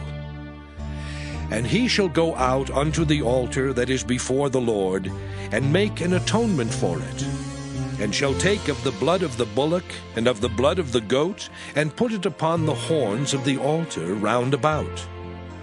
And he shall sprinkle of the blood upon it with his finger 7 times, and cleanse it, and hallow it from the uncleanness of the children of Israel. And when he hath made an end of reconciling the holy place, and the tabernacle of the congregation, and the altar, he shall bring the live goat. And Aaron shall lay both his hands upon the head of the live goat, and confess over him all the iniquities of the children of Israel, and all their transgressions in all their sins, putting them upon the head of the goat, and shall send him away by the hand of a fit man into the wilderness. And the goat shall bear upon him all their iniquities unto a land not inhabited, and he shall let go the goat in the wilderness. And Aaron shall come into the tabernacle of the congregation, and shall put off the linen garments which he put on when he went into the holy place, and shall leave them there. And he shall wash his flesh with water in the holy place, and put on his garments, and come forth, and offer his burnt offering, and the burnt offering of the people, and make an atonement for himself and for the people. And the fat of the sin offering shall he burn upon the altar. And he that let go the goat for the scapegoat shall wash his clothes, and bathe his flesh in water, and afterward come into the camp. And the bullock for the sin offering, and the goat for the sin offering, whose blood was brought in to make atonement in the holy place, shall one carry forth without the camp, and they shall burn in the fire their skins, and their flesh, and their dung. And he that burneth them shall wash his clothes, and bathe his flesh in water, and afterward he shall come into the camp. And this shall be a statute forever unto you, that in the 7th month, on the 10th day of the month, ye shall afflict your souls, and do no work at all, whether it be one of your own country, or a stranger that sojourneth among you. For on that day shall the priest make an atonement for you, to cleanse you, that ye may be clean from all your sins before the Lord. It shall be a Sabbath of rest unto you, and ye shall afflict your souls by a statute forever. And the priest whom he shall anoint, and whom he shall consecrate to minister in the priest's office in his father's stead, shall make the atonement, and shall put on the linen clothes, even the holy garments. And he shall make an atonement for the holy sanctuary, and he shall make an atonement for the tabernacle of the congregation, and for the altar, and he shall make an atonement for the priests, and for all the people of the congregation. And this shall be an everlasting statute unto you, to make an atonement for the children of Israel for all their sins once a year. And he did as the Lord commanded Moses. Leviticus chapter 17. And the Lord spake unto Moses, saying, Speak unto Aaron, and unto his sons, and unto all the children of Israel, and say unto them, This is the thing which the Lord hath commanded, saying, What man soever there be of the house of Israel that killeth an ox, or lamb, or goat in the camp, or that killeth it out of the camp, and bringeth it not unto the door of the tabernacle of the congregation, to offer an offering unto the Lord before the tabernacle of the Lord, blood shall be imputed unto that man. He hath shed blood, and that man shall be cut off from among his people. To the end that the children of Israel may bring their sacrifices, which they offer in the open field, even that they may bring them unto the Lord, unto the door of the tabernacle of the congregation, unto the priest, and offer them for peace offerings unto the Lord. And the priest shall sprinkle the blood upon the altar of the Lord at the door of the tabernacle of the congregation, and burn the fat for a sweet savor unto the Lord. And they shall no more offer their sacrifices unto devils, after whom they have gone a-whoring. This shall be a statute forever unto them throughout their generations. And thou shalt say unto them, Whatsoever man there be of the house of Israel, or of the strangers which sojourn among you, that offereth a burnt offering or sacrifice, and bringeth it not unto the door of the tabernacle of the congregation, to offer it unto the Lord, even that man shall be cut off from among his people.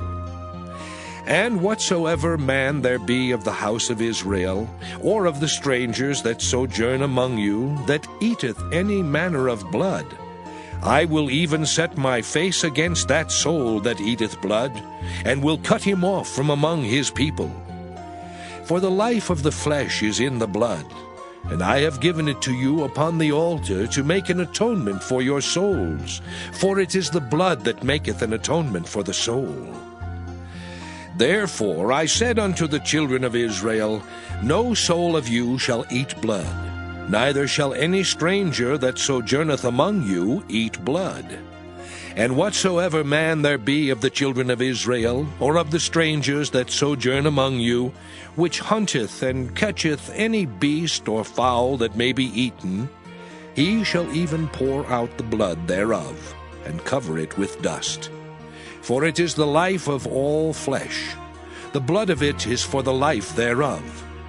Therefore I said unto the children of Israel, Ye shall eat the blood of no manner of flesh, For the life of all flesh is the blood thereof. Whosoever eateth it shall be cut off. And every soul that eateth that which died of itself, or that which was torn with beasts, whether it be one of your own country or a stranger, he shall both wash his clothes and bathe himself in water, and be unclean until the even. Then shall he be clean. But if he wash them not, nor bathe his flesh, then he shall bear his iniquity. Leviticus chapter 18. And the Lord spake unto Moses, saying, Speak unto the children of Israel, and say unto them, I am the Lord your God. After the doings of the land of Egypt wherein ye dwelt, shall ye not do. And after the doings of the land of Canaan, whither I bring you, shall ye not do. Neither shall ye walk in their ordinances. Ye shall do my judgments, and keep mine ordinances, to walk therein. I am the Lord your God. Ye shall therefore keep my statutes and my judgments, which if a man do, he shall live in them. I am the Lord. None of you shall approach to any that is near of kin to him, to uncover their nakedness. I am the Lord. The nakedness of thy father, or the nakedness of thy mother, shalt thou not uncover. She is thy mother. Thou shalt not uncover her nakedness. The nakedness of thy father's wife shalt thou not uncover. It is thy father's nakedness. The nakedness of thy sister, the daughter of thy father, or daughter of thy mother, whether she be born at home or born abroad, even their nakedness thou shalt not uncover. The nakedness of thy son's daughter, or of thy daughter's daughter, even their nakedness thou shalt not uncover, for theirs is thine own nakedness. The nakedness of thy father's wife's daughter, begotten of thy father, she is thy sister. Thou shalt not uncover her nakedness. Thou shalt not uncover the nakedness of thy father's sister. She is thy father's near kinswoman. Thou shalt not uncover the nakedness of thy mother's sister, for she is thy mother's near kinswoman. Thou shalt not uncover the nakedness of thy father's brother. Thou shalt not approach to his wife, she is thine aunt. Thou shalt not uncover the nakedness of thy daughter-in-law, she is thy son's wife. Thou shalt not uncover her nakedness. Thou shalt not uncover the nakedness of thy brother's wife, it is thy brother's nakedness. Thou shalt not uncover the nakedness of a woman and her daughter. Neither shalt thou take her son's daughter, or her daughter's daughter, to uncover her nakedness, for they are her near kinswomen. It is wickedness. Neither shalt thou take a wife to her sister, to vex her, to uncover her nakedness beside the other in her lifetime. Also thou shalt not approach unto a woman to uncover her nakedness, as long as she is put apart for her uncleanness. Moreover, thou shalt not lie carnally with thy neighbor's wife, to defile thyself with her. And thou shalt not let any of thy seed pass through the fire to Moloch, neither shalt thou profane the name of thy God. I am the Lord. Thou shalt not lie with mankind as with womankind. It is abomination. Neither shalt thou lie with any beast, to defile thyself therewith. Neither shall any woman stand before a beast to lie down thereto. It is confusion. Defile not ye yourselves in any of these things. For in all these the nations are defiled, which I cast out before you. And the land is defiled. Therefore I do visit the iniquity thereof upon it, and the land itself vomiteth out her inhabitants. Ye shall therefore keep my statutes and my judgments, and shall not commit any of these abominations, neither any of your own nation, nor any stranger that sojourneth among you. For all these abominations have the men of the land done which were before you, and the land is defiled. That the land spew not you out also when ye defile it, as it spewed out the nations that were before you. For whosoever shall commit any of these abominations, even the souls that commit them shall be cut off from among their people. Therefore shall ye keep mine ordinance, that ye commit not any one of these abominable customs which were committed before you, and that ye defile not yourselves therein. I am the Lord your God.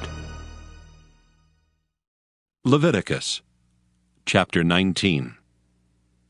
And the Lord spake unto Moses, saying, Speak unto all the congregation of the children of Israel, and say unto them, Ye shall be holy, for I, the Lord your God, am holy.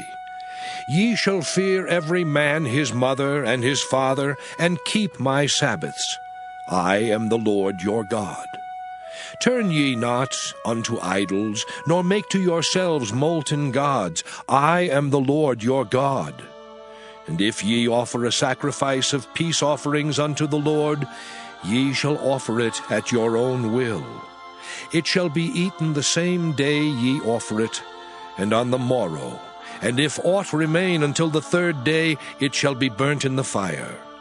And if it be eaten at all on the third day, it is abominable, it shall not be accepted. Therefore every one that eateth it shall bear his iniquity, because he hath profaned the hallowed thing of the Lord, and that soul shall be cut off from among his people. And when ye reap the harvest of your land, thou shalt not wholly reap the corners of thy field, neither shalt thou gather the gleanings of thy harvest. And thou shalt not glean thy vineyard, neither shalt thou gather every grape of thy vineyard. Thou shalt leave them for the poor and stranger. I am the Lord your God. Ye shall not steal, neither deal falsely, neither lie one to another. And ye shall not swear by my name falsely, neither shalt thou profane the name of thy God. I am the Lord. Thou shalt not defraud thy neighbor, neither rob him. The wages of him that is hired shall not abide with thee all night until the morning. Thou shalt not curse the deaf, nor put a stumbling block before the blind, but shalt fear thy God. I am the Lord.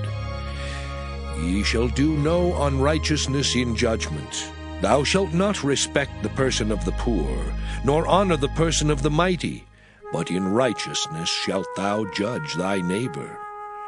Thou shalt not go up and down as a talebearer among thy people, neither shalt thou stand against the blood of thy neighbor. I am the Lord. Thou shalt not hate thy brother in thine heart. Thou shalt in any wise rebuke thy neighbor, and not suffer sin upon him.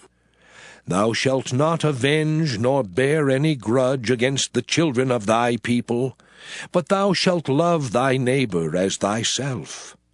I am the Lord. Ye shall keep my statutes. Thou shalt not let thy cattle gender with a diverse kind. Thou shalt not sow thy field with mingled seed. Neither shall a garment mingled of linen and woolen come upon thee. And whosoever lieth carnally with a woman that is a bondmaid, betrothed to an husband, and not at all redeemed, nor freedom given her, she shall be scourged. They shall not be put to death, because she was not free. And he shall bring his trespass offering unto the Lord, unto the door of the tabernacle of the congregation, even a ram for a trespass offering. And the priest shall make an atonement for him with the ram of the trespass offering before the Lord, for his sin which he hath done. And the sin which he hath done shall be forgiven him. And when ye shall come into the land, and shall have planted all manner of trees for food, then ye shall count the fruit thereof as uncircumcised. 3 years shall it be as uncircumcised unto you, it shall not be eaten of. But in the 4th year all the fruit thereof shall be holy, to praise the Lord withal. And in the 5th year shall ye eat of the fruit thereof, that it may yield unto you the increase thereof. I am the Lord your God. Ye shall not eat anything with the blood, neither shall ye use enchantment, nor observe times. Ye shall not round the corners of your heads, neither shalt thou mar the corners of thy beard. Ye shall not make any cuttings in your flesh for the dead, nor print any marks upon you. I am the Lord. Do not prostitute thy daughter to cause her to be a whore, lest the land fall to whoredom, and the land become full of wickedness. Ye shall keep my Sabbaths, and reverence my sanctuary. I am the Lord. Regard not them that have familiar spirits, neither seek after wizards to be defiled by them. I am the Lord your God. Thou shalt rise up before the hoary head, and honor the face of the old man, and fear thy God. I am the Lord. And if a stranger sojourn with thee in your land, ye shall not vex him. But the stranger that dwelleth with you shall be unto you as one born among you, and thou shalt love him as thyself. For ye were strangers in the land of Egypt. I am the Lord your God. Ye shall do no unrighteousness in judgment, in meteyard, in weight, or in measure. Just balances, just weights, a just ephah, and a just hin shall ye have. I am the Lord your God, which brought you out of the land of Egypt. Therefore shall ye observe all my statutes and all my judgments, and do them. I am the Lord. Leviticus chapter 20. And the Lord spake unto Moses, saying, Again thou shalt say to the children of Israel, Whosoever he be of the children of Israel, or of the strangers that sojourn in Israel, that giveth any of his seed unto Moloch, he shall surely be put to death. The people of the land shall stone him with stones. And I will set my face against that man, and will cut him off from among his people, because he hath given of his seed unto Moloch, to defile my sanctuary, and to profane my holy name. And if the people of the land do any ways hide their eyes from the man, when he giveth of his seed unto Moloch, and kill him not, then I will set my face against that man, and against his family, and will cut him off, and all that go a-whoring after him, to commit whoredom with Moloch, from among their people. And the soul that turneth after such as have familiar spirits, and after wizards, to go a-whoring after them, I will even set my face against that soul, and will cut him off from among his people.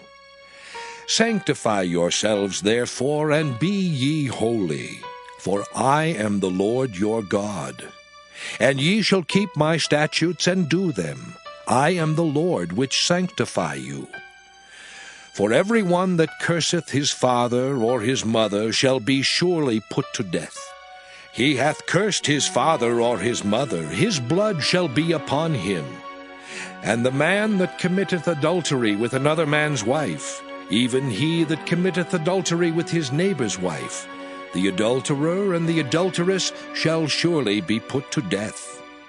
And the man that lieth with his father's wife hath uncovered his father's nakedness. Both of them shall surely be put to death. Their blood shall be upon them.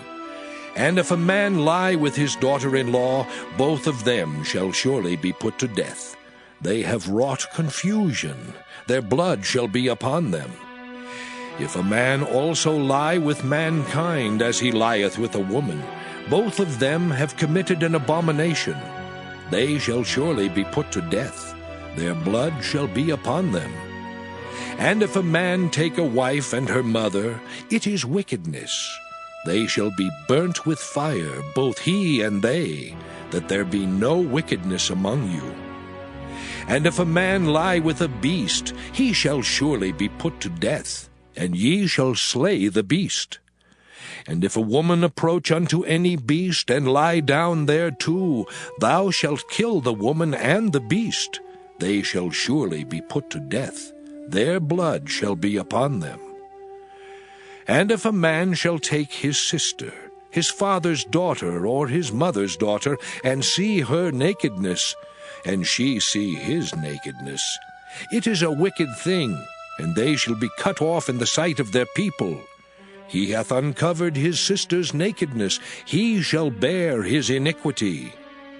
And if a man shall lie with a woman having her sickness, and shall uncover her nakedness, he hath discovered her fountain, and she hath uncovered the fountain of her blood, and both of them shall be cut off from among their people.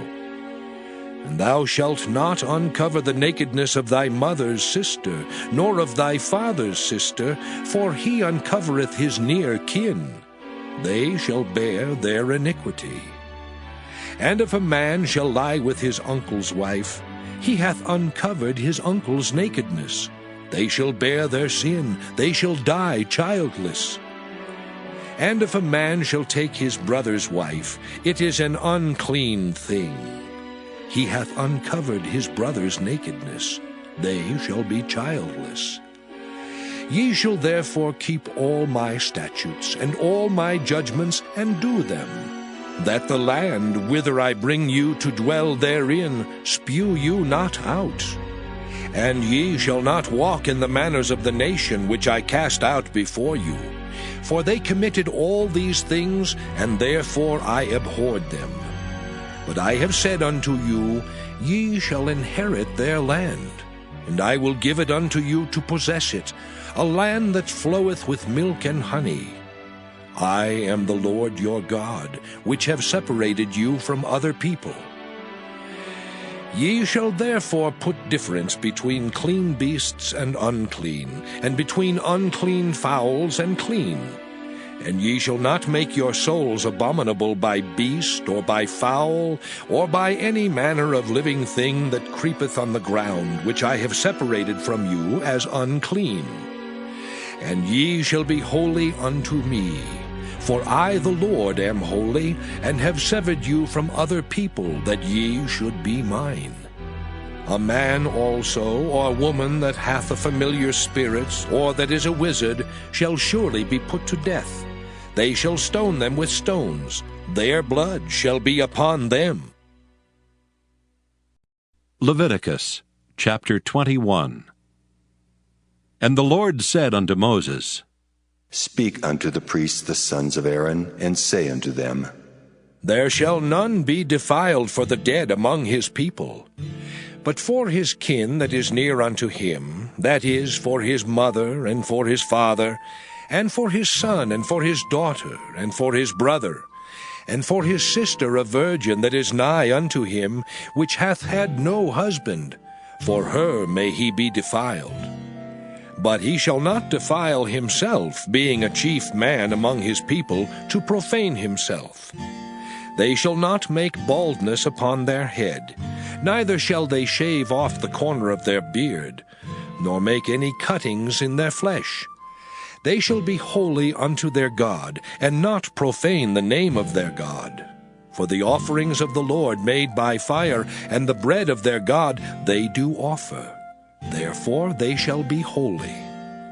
They shall not take a wife that is a whore or profane, neither shall they take a woman put away from her husband, for he is holy unto his God. Thou shalt sanctify him therefore, for he offereth the bread of thy God.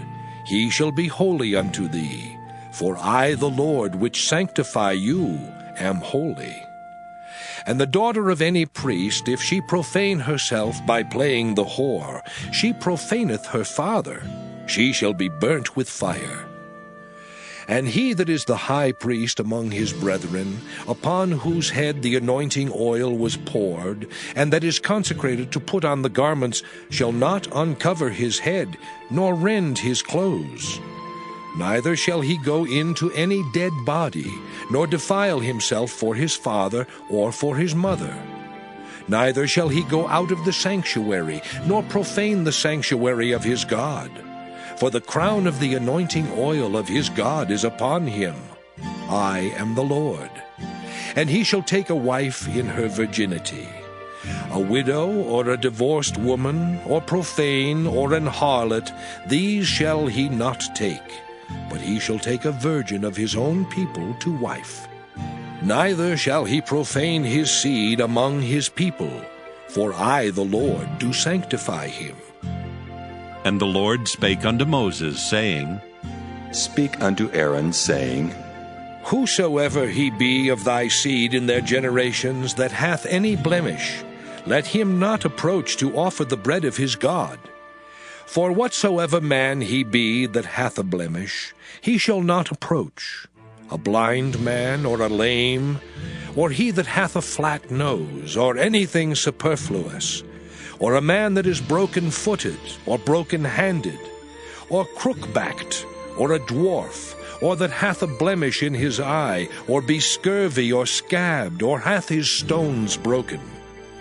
No man that hath a blemish of the seed of Aaron the priest shall come nigh to offer the offerings of the Lord made by fire. He hath a blemish, he shall not come nigh to offer the bread of his God. He shall eat the bread of his God, both of the most holy and of the holy. Only he shall not go in unto the veil, nor come nigh unto the altar, because he hath a blemish, that he profane not my sanctuaries. For I, the Lord, do sanctify them. And Moses told it unto Aaron, and to his sons, and unto all the children of Israel. Leviticus chapter 22. And the Lord spake unto Moses, saying, Speak unto Aaron and to his sons, that they separate themselves from the holy things of the children of Israel, and that they profane not my holy name in those things which they hallow unto me. I am the Lord. Say unto them, Whosoever he be of all your seed among your generations, that goeth unto the holy things, which the children of Israel hallow unto the Lord, having his uncleanness upon him, that soul shall be cut off from my presence. I am the Lord. What man soever of the seed of Aaron is a leper, or hath a running issue, he shall not eat of the holy things until he be clean. And whoso toucheth anything that is unclean by the dead, or a man whose seed goeth from him, or whosoever toucheth any creeping thing, whereby he may be made unclean, or a man of whom he may take uncleanness, whatsoever uncleanness he hath, the soul which hath touched any such shall be unclean until even, and shall not eat of the holy things, unless he wash his flesh with water. And when the sun is down, he shall be clean, and shall afterward eat of the holy things, because it is his food. That which dieth of itself, or is torn with beasts, he shall not eat to defile himself therewith. I am the Lord. They shall therefore keep mine ordinance, lest they bear sin for it, and die therefore if they profane it. I, the Lord, do sanctify them. There shall no stranger eat of the holy thing. A sojourner of the priest or an hired servant shall not eat of the holy thing. But if the priest buy any soul with his money, he shall eat of it, and he that is born in his house, they shall eat of his meat. If the priest's daughter also be married unto a stranger, she may not eat of an offering of the holy things. But if the priest's daughter be a widow, or divorced, and have no child, and is returned unto her father's house, as in her youth, she shall eat of her father's meat, but there shall no stranger eat thereof. And if a man eat of the holy thing unwittingly, then he shall put the 5th part thereof unto it, and shall give it unto the priest with the holy thing. And they shall not profane the holy things of the children of Israel, which they offer unto the Lord, or suffer them to bear the iniquity of trespass, when they eat their holy things. For I, the Lord, do sanctify them.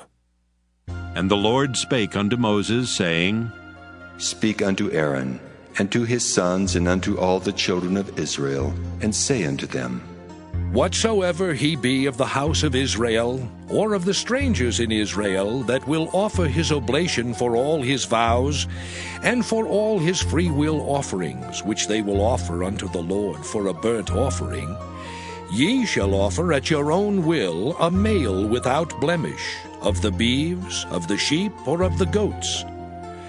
But whatsoever hath a blemish, that shall ye not offer, for it shall not be acceptable for you. And whosoever offereth a sacrifice of peace offerings unto the Lord to accomplish his vow, or a free will offering in beeves or sheep, it shall be perfect to be accepted. There shall be no blemish therein. Blind, or broken, or maimed, or having a wen, or scurvy, or scabbed, ye shall not offer these unto the Lord, nor make an offering by fire of them upon the altar unto the Lord.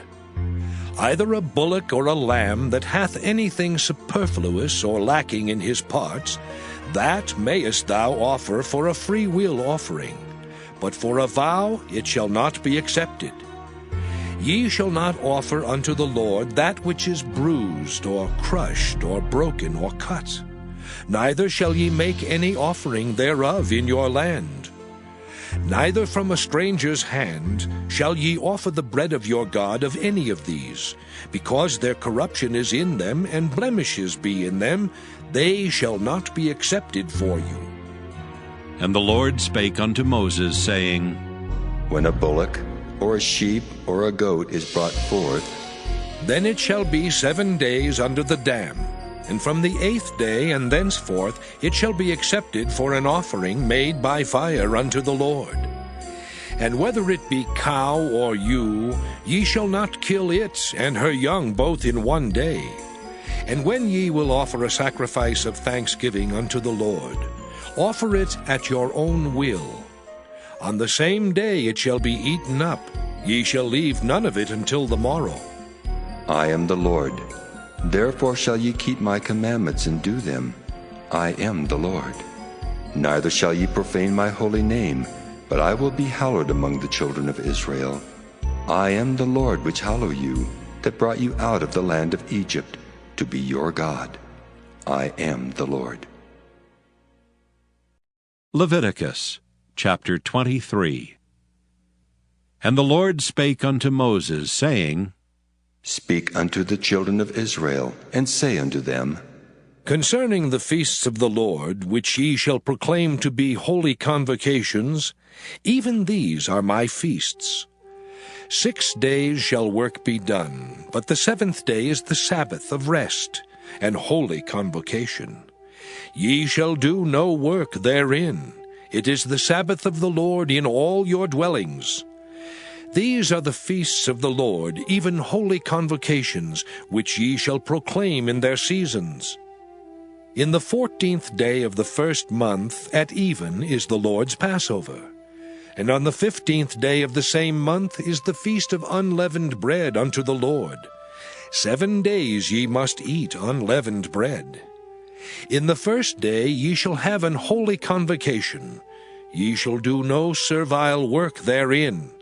But ye shall offer an offering made by fire unto the Lord 7 days. In the 7th day is an holy convocation. Ye shall do no servile work therein.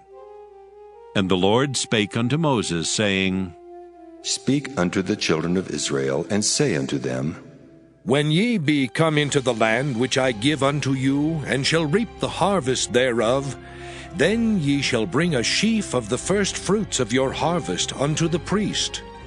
And he shall wave the sheaf before the Lord, to be accepted for you. On the morrow after the Sabbath the priest shall wave it. And ye shall offer that day when ye wave the sheaf an he-lamb without blemish of the 1st year for a burnt offering unto the Lord. And the meat offering thereof shall be 2/10 deals of fine flour mingled with oil, an offering made by fire unto the Lord for a sweet savor. And the drink offering thereof shall be of wine, the 4th part of an hin. And ye shall eat neither bread, nor parched corn, nor green ears, until the selfsame day that ye have brought an offering unto your God.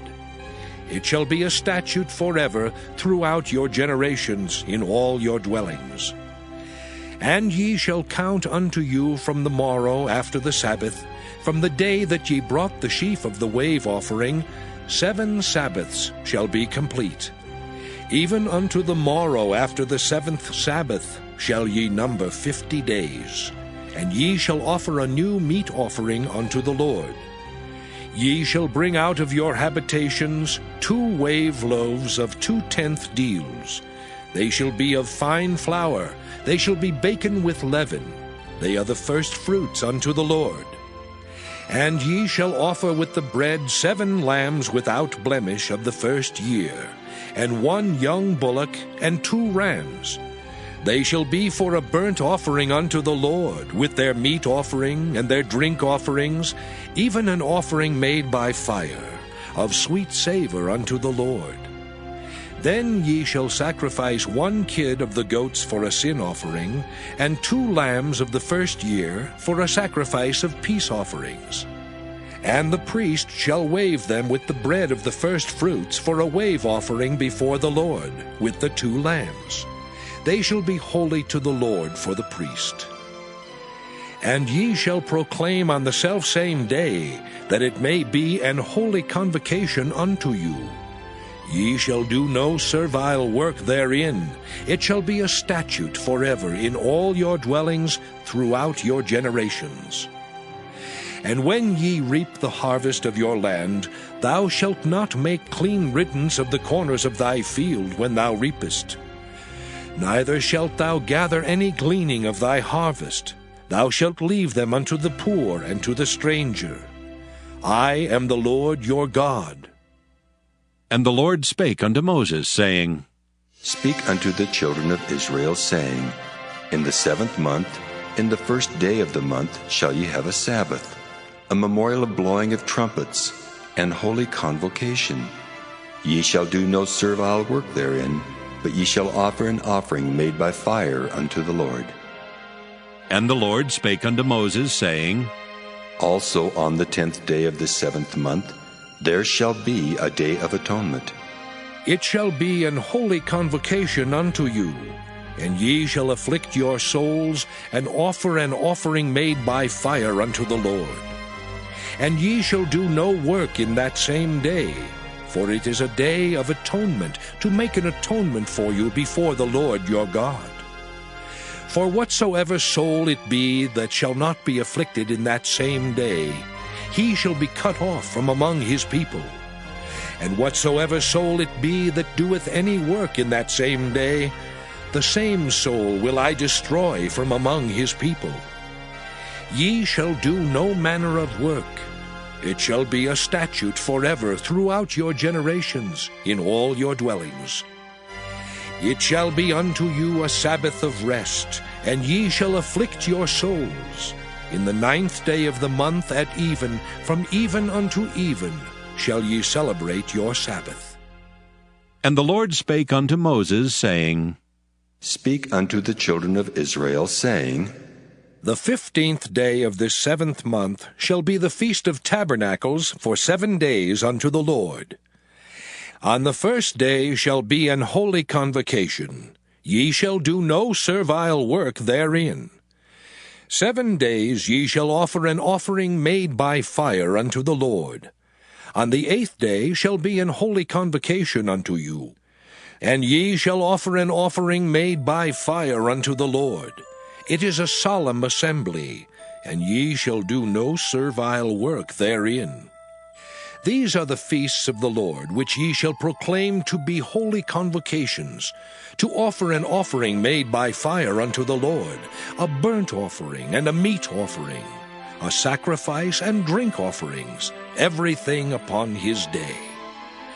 Beside the Sabbaths of the Lord, and beside your gifts, and beside all your vows, and beside all your free will offerings, which ye give unto the Lord.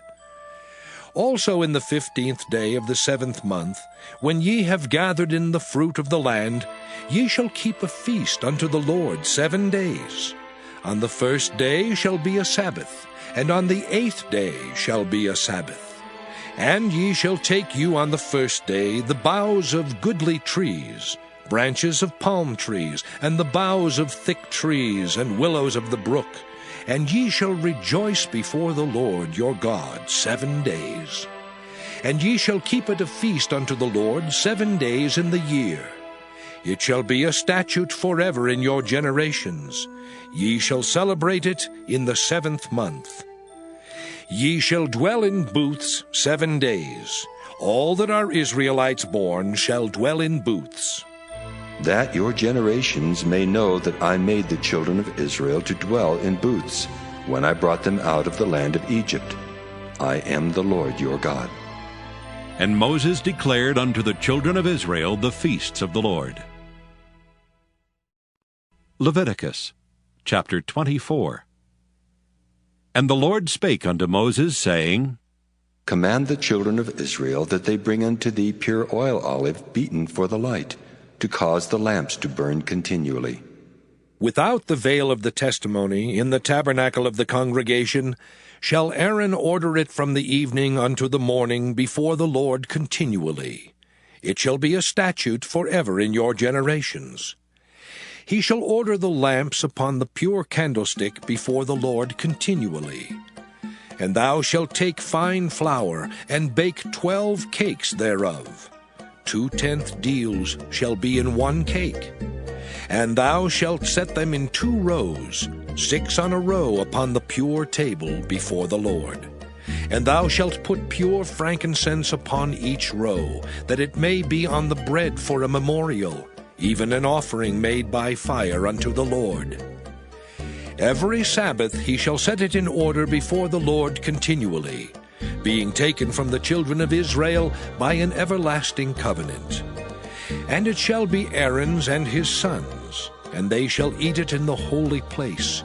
For it is most holy unto him of the offerings of the Lord, made by fire by a perpetual statute. And the son of an Israelitish woman, whose father was an Egyptian, went out among the children of Israel.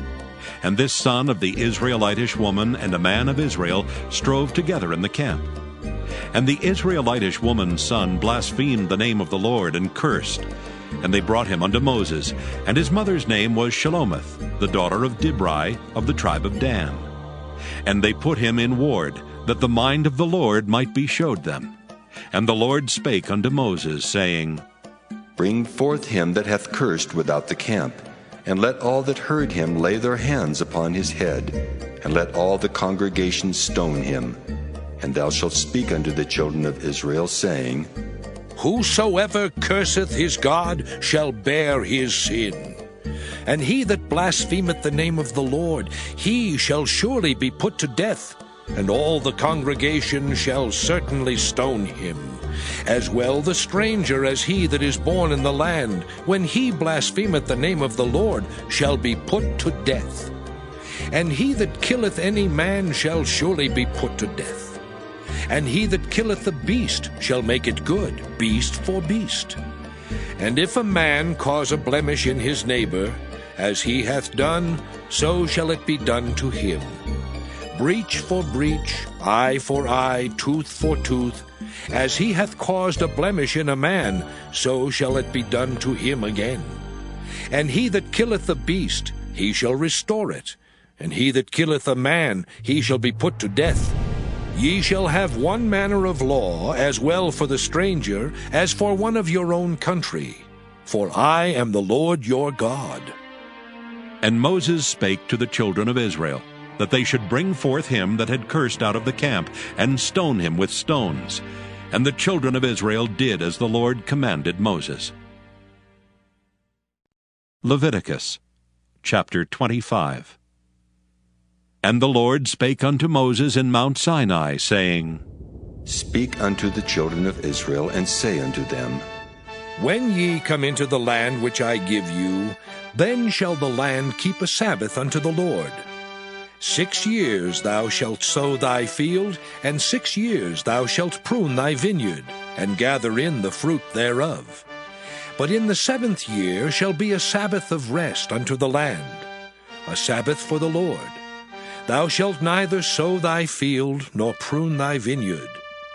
That which groweth of its own accord of thy harvest thou shalt not reap, neither gather the grapes of thy vine undressed, for it is a year of rest unto the land. And the Sabbath of the land shall be meat for you, for thee, and for thy servant, and for thy maid, and for thy hired servant, and for thy stranger that sojourneth with thee. And for thy cattle and for the beasts that are in thy land shall all the increase thereof be meat. And thou shalt number 7 Sabbaths of years unto thee, 7 times 7 years. And the space of the 7 Sabbaths of years shall be unto thee 49 years. Then shalt thou cause the trumpet of the Jubilee to sound on the 10th day of the 7th month. In the day of atonement shall ye make the trumpet sound throughout all your land. And ye shall hallow the 50th year, and proclaim liberty throughout all the land unto all the inhabitants thereof. It shall be a jubilee unto you. And ye shall return every man unto his possession, and ye shall return every man unto his family. A jubilee shall that 50th year be unto you. Ye shall not sow, neither reap that which groweth of itself in it, nor gather the grapes in it of thy vine undressed. For it is the Jubilee, it shall be holy unto you. Ye shall eat the increase thereof out of the field. In the year of this Jubilee ye shall return every man unto his possession. And if thou sell aught unto thy neighbor, or buyest aught of thy neighbor's hand, ye shall not oppress one another. According to the number of years after the Jubilee, thou shalt buy of thy neighbor, and according unto the number of years of the fruits he shall sell unto thee. According to the multitude of years thou shalt increase the price thereof, and according to the fewness of years thou shalt diminish the price of it. For according to the number of the years of the fruits doth he sell unto thee. Ye shall not therefore oppress one another, but thou shalt fear thy God. For I am the Lord your God.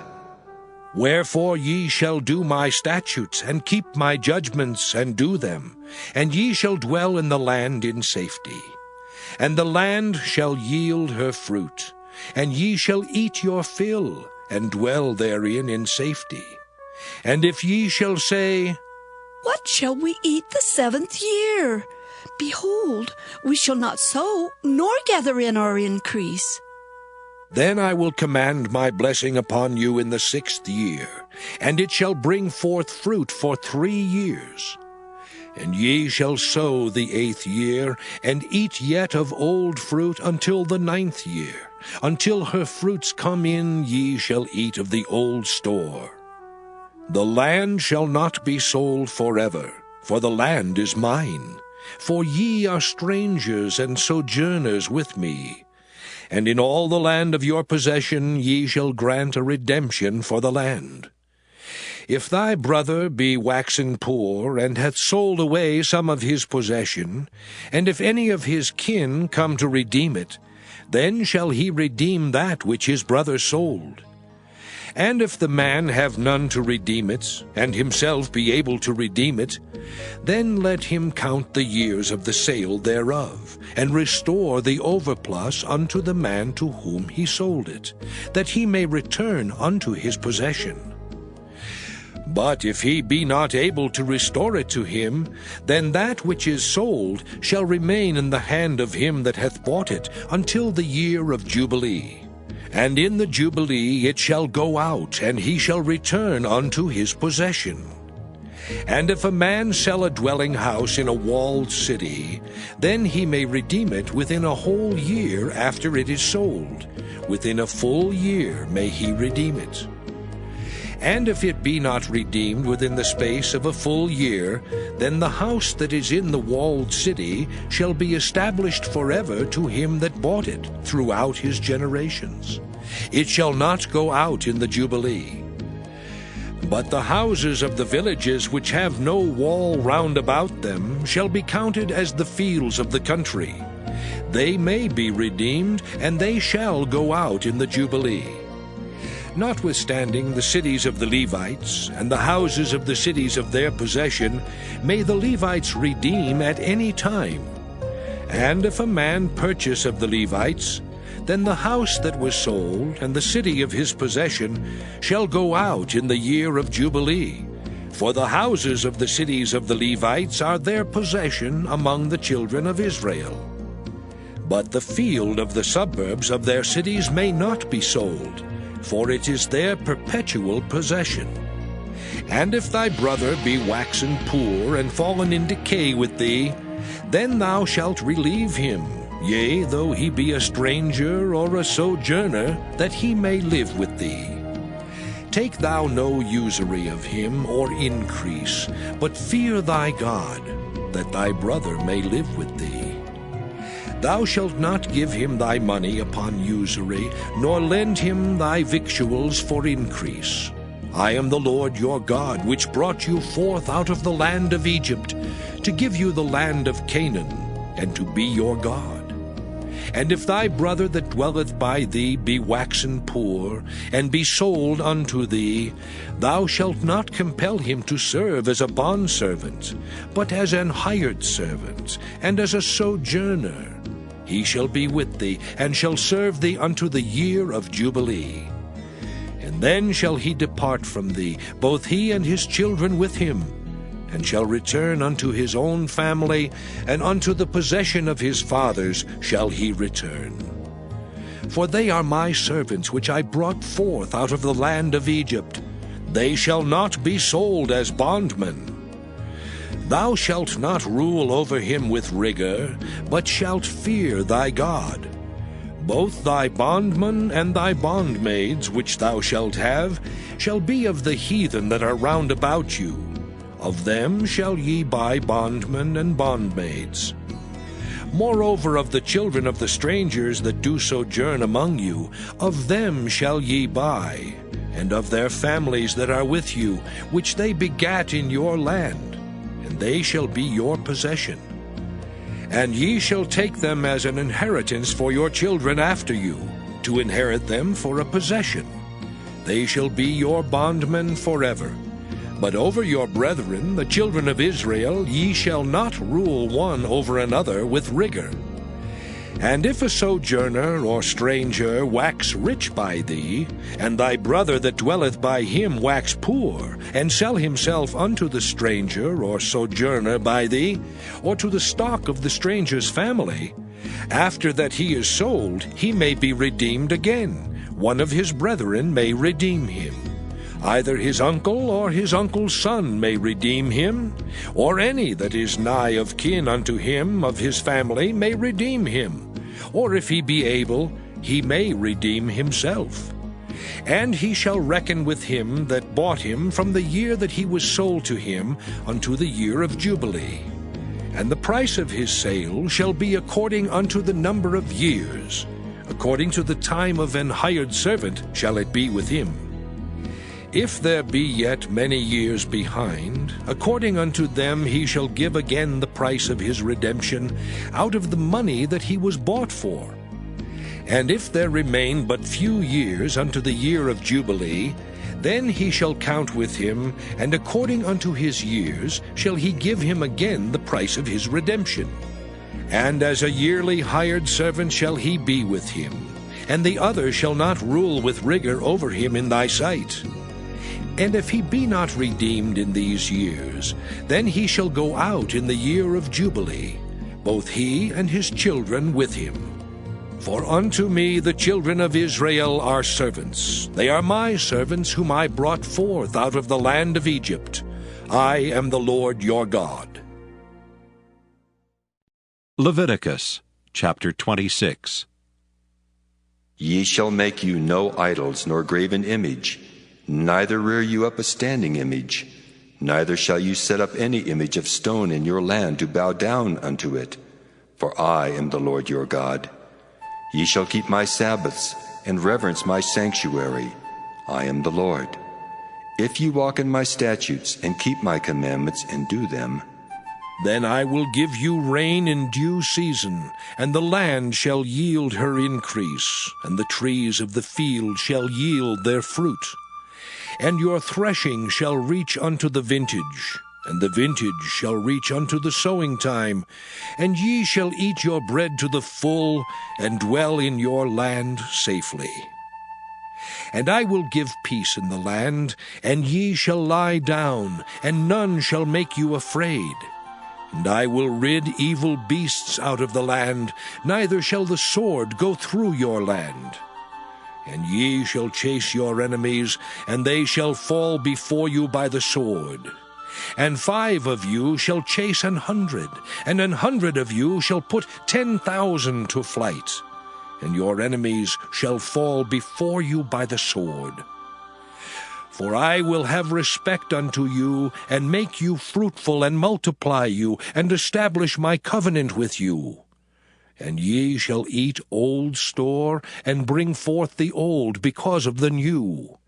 And I will set my tabernacle among you, and my soul shall not abhor you.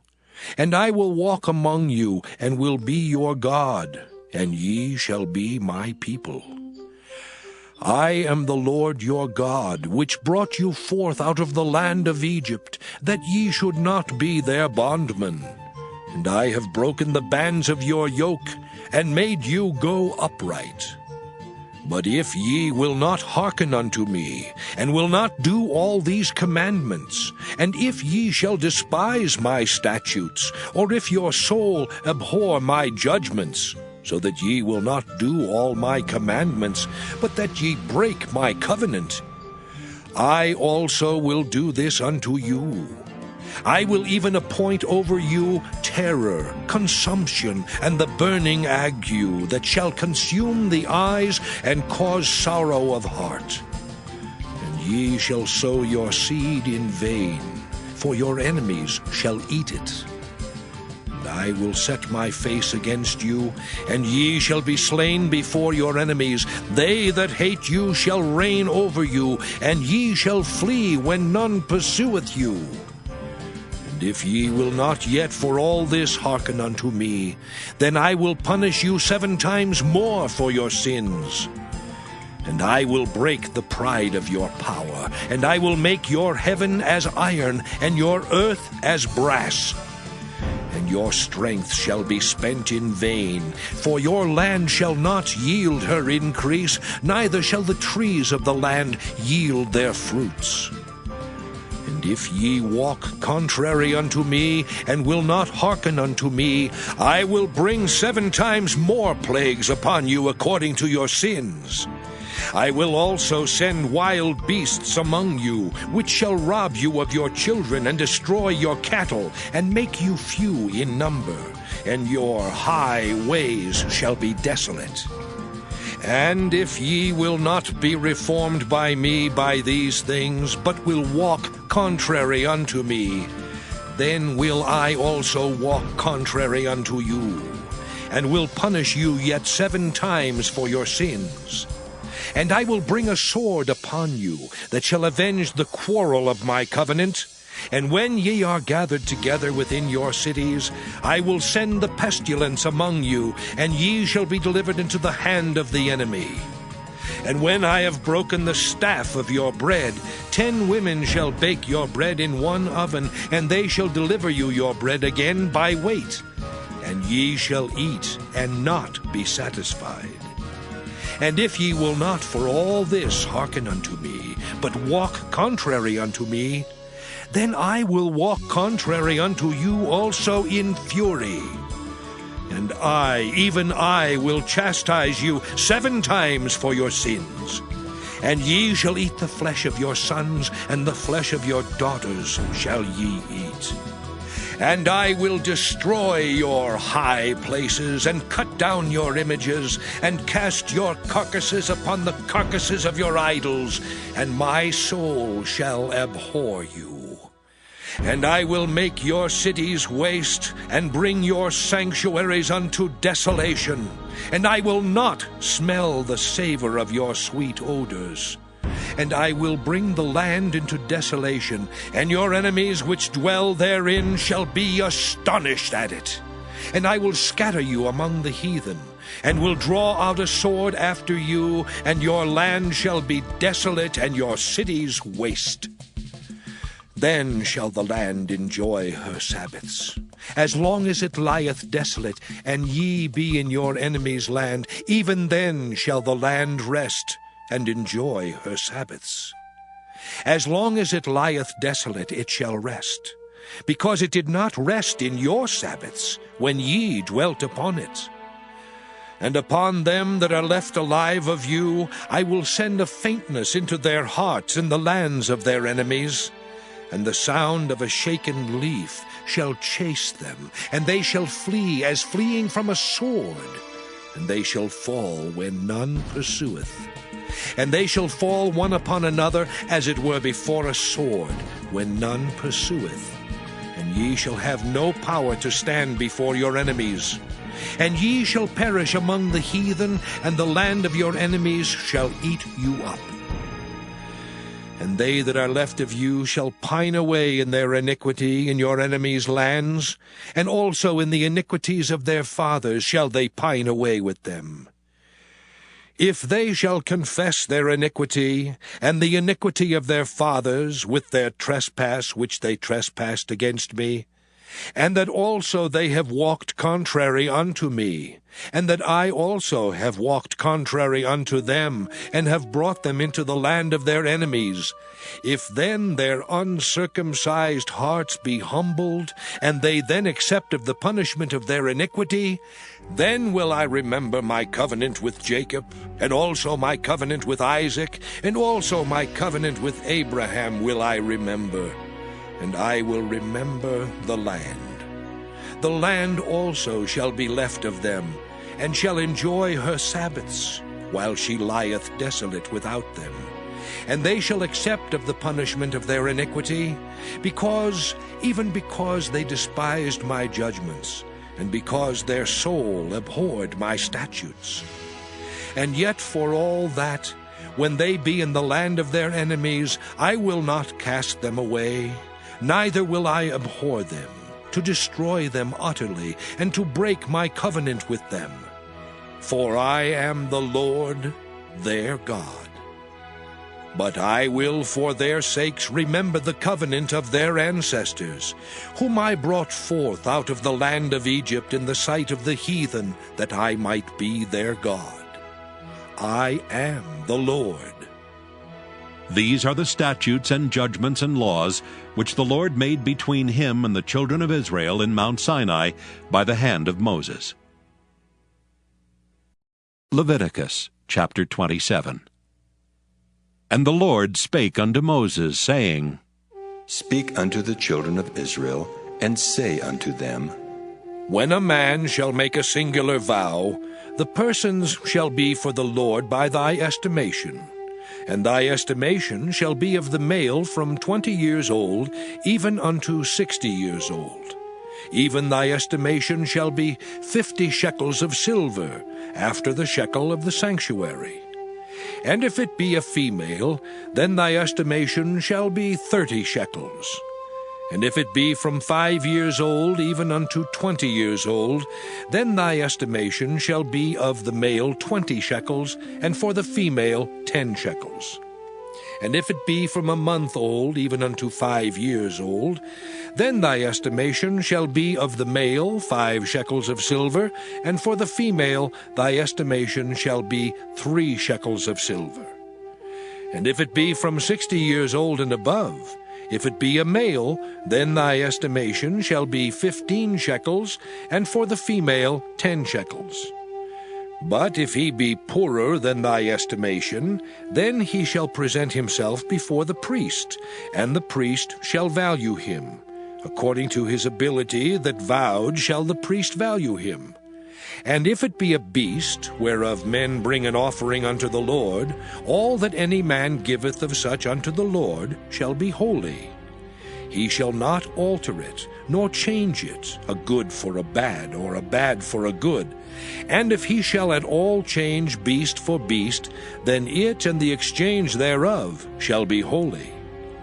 And if it be any unclean beast, of which they do not offer a sacrifice unto the Lord, then he shall present the beast before the priest.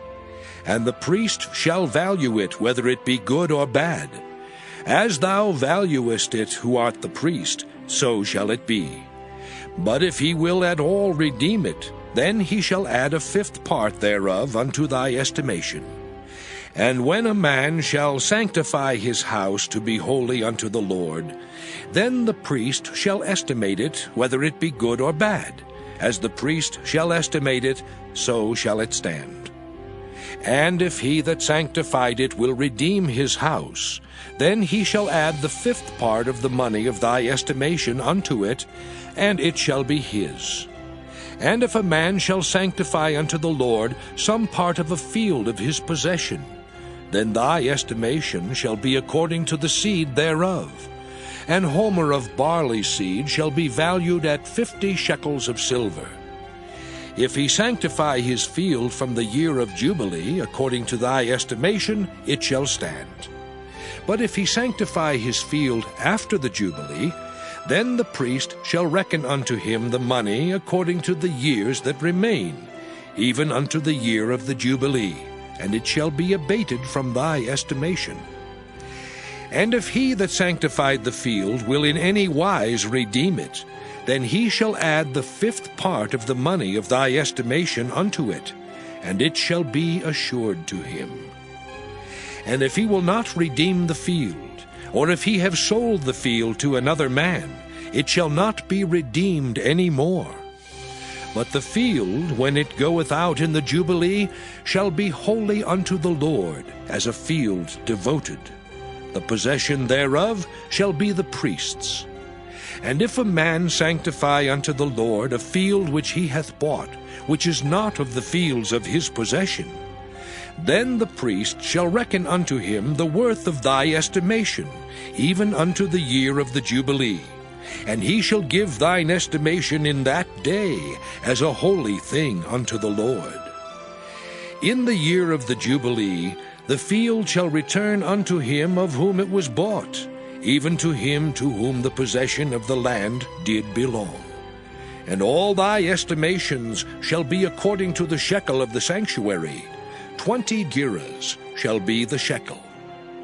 Only the firstling of the beasts, which should be the Lord's firstling, no man shall sanctify it, whether it be ox or sheep, it is the Lord's. And if it be of an unclean beast, then he shall redeem it according to thine estimation, and shall add a 5th part of it thereto. Or if it be not redeemed, then it shall be sold according to thy estimation. Notwithstanding, no devoted thing that a man shall devote unto the Lord of all that he hath, both of man and beast, and of the field of his possession, shall be sold or redeemed. Every devoted thing is most holy unto the Lord.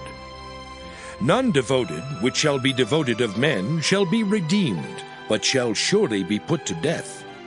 And all the tithe of the land, whether of the seed of the land or of the fruit of the tree, is the Lord's. It is holy unto the Lord. And if a man will at all redeem aught of his tithes, he shall add thereto the 5th part thereof. And concerning the tithe of the herd or of the flock, even of whatsoever passeth under the rod, the 10th shall be holy unto the Lord. He shall not search whether it be good or bad, neither shall he change it. And if he change it at all, then both it and the change thereof shall be holy. It shall not be redeemed. These are the commandments which the Lord commanded Moses for the children of Israel in Mount Sinai.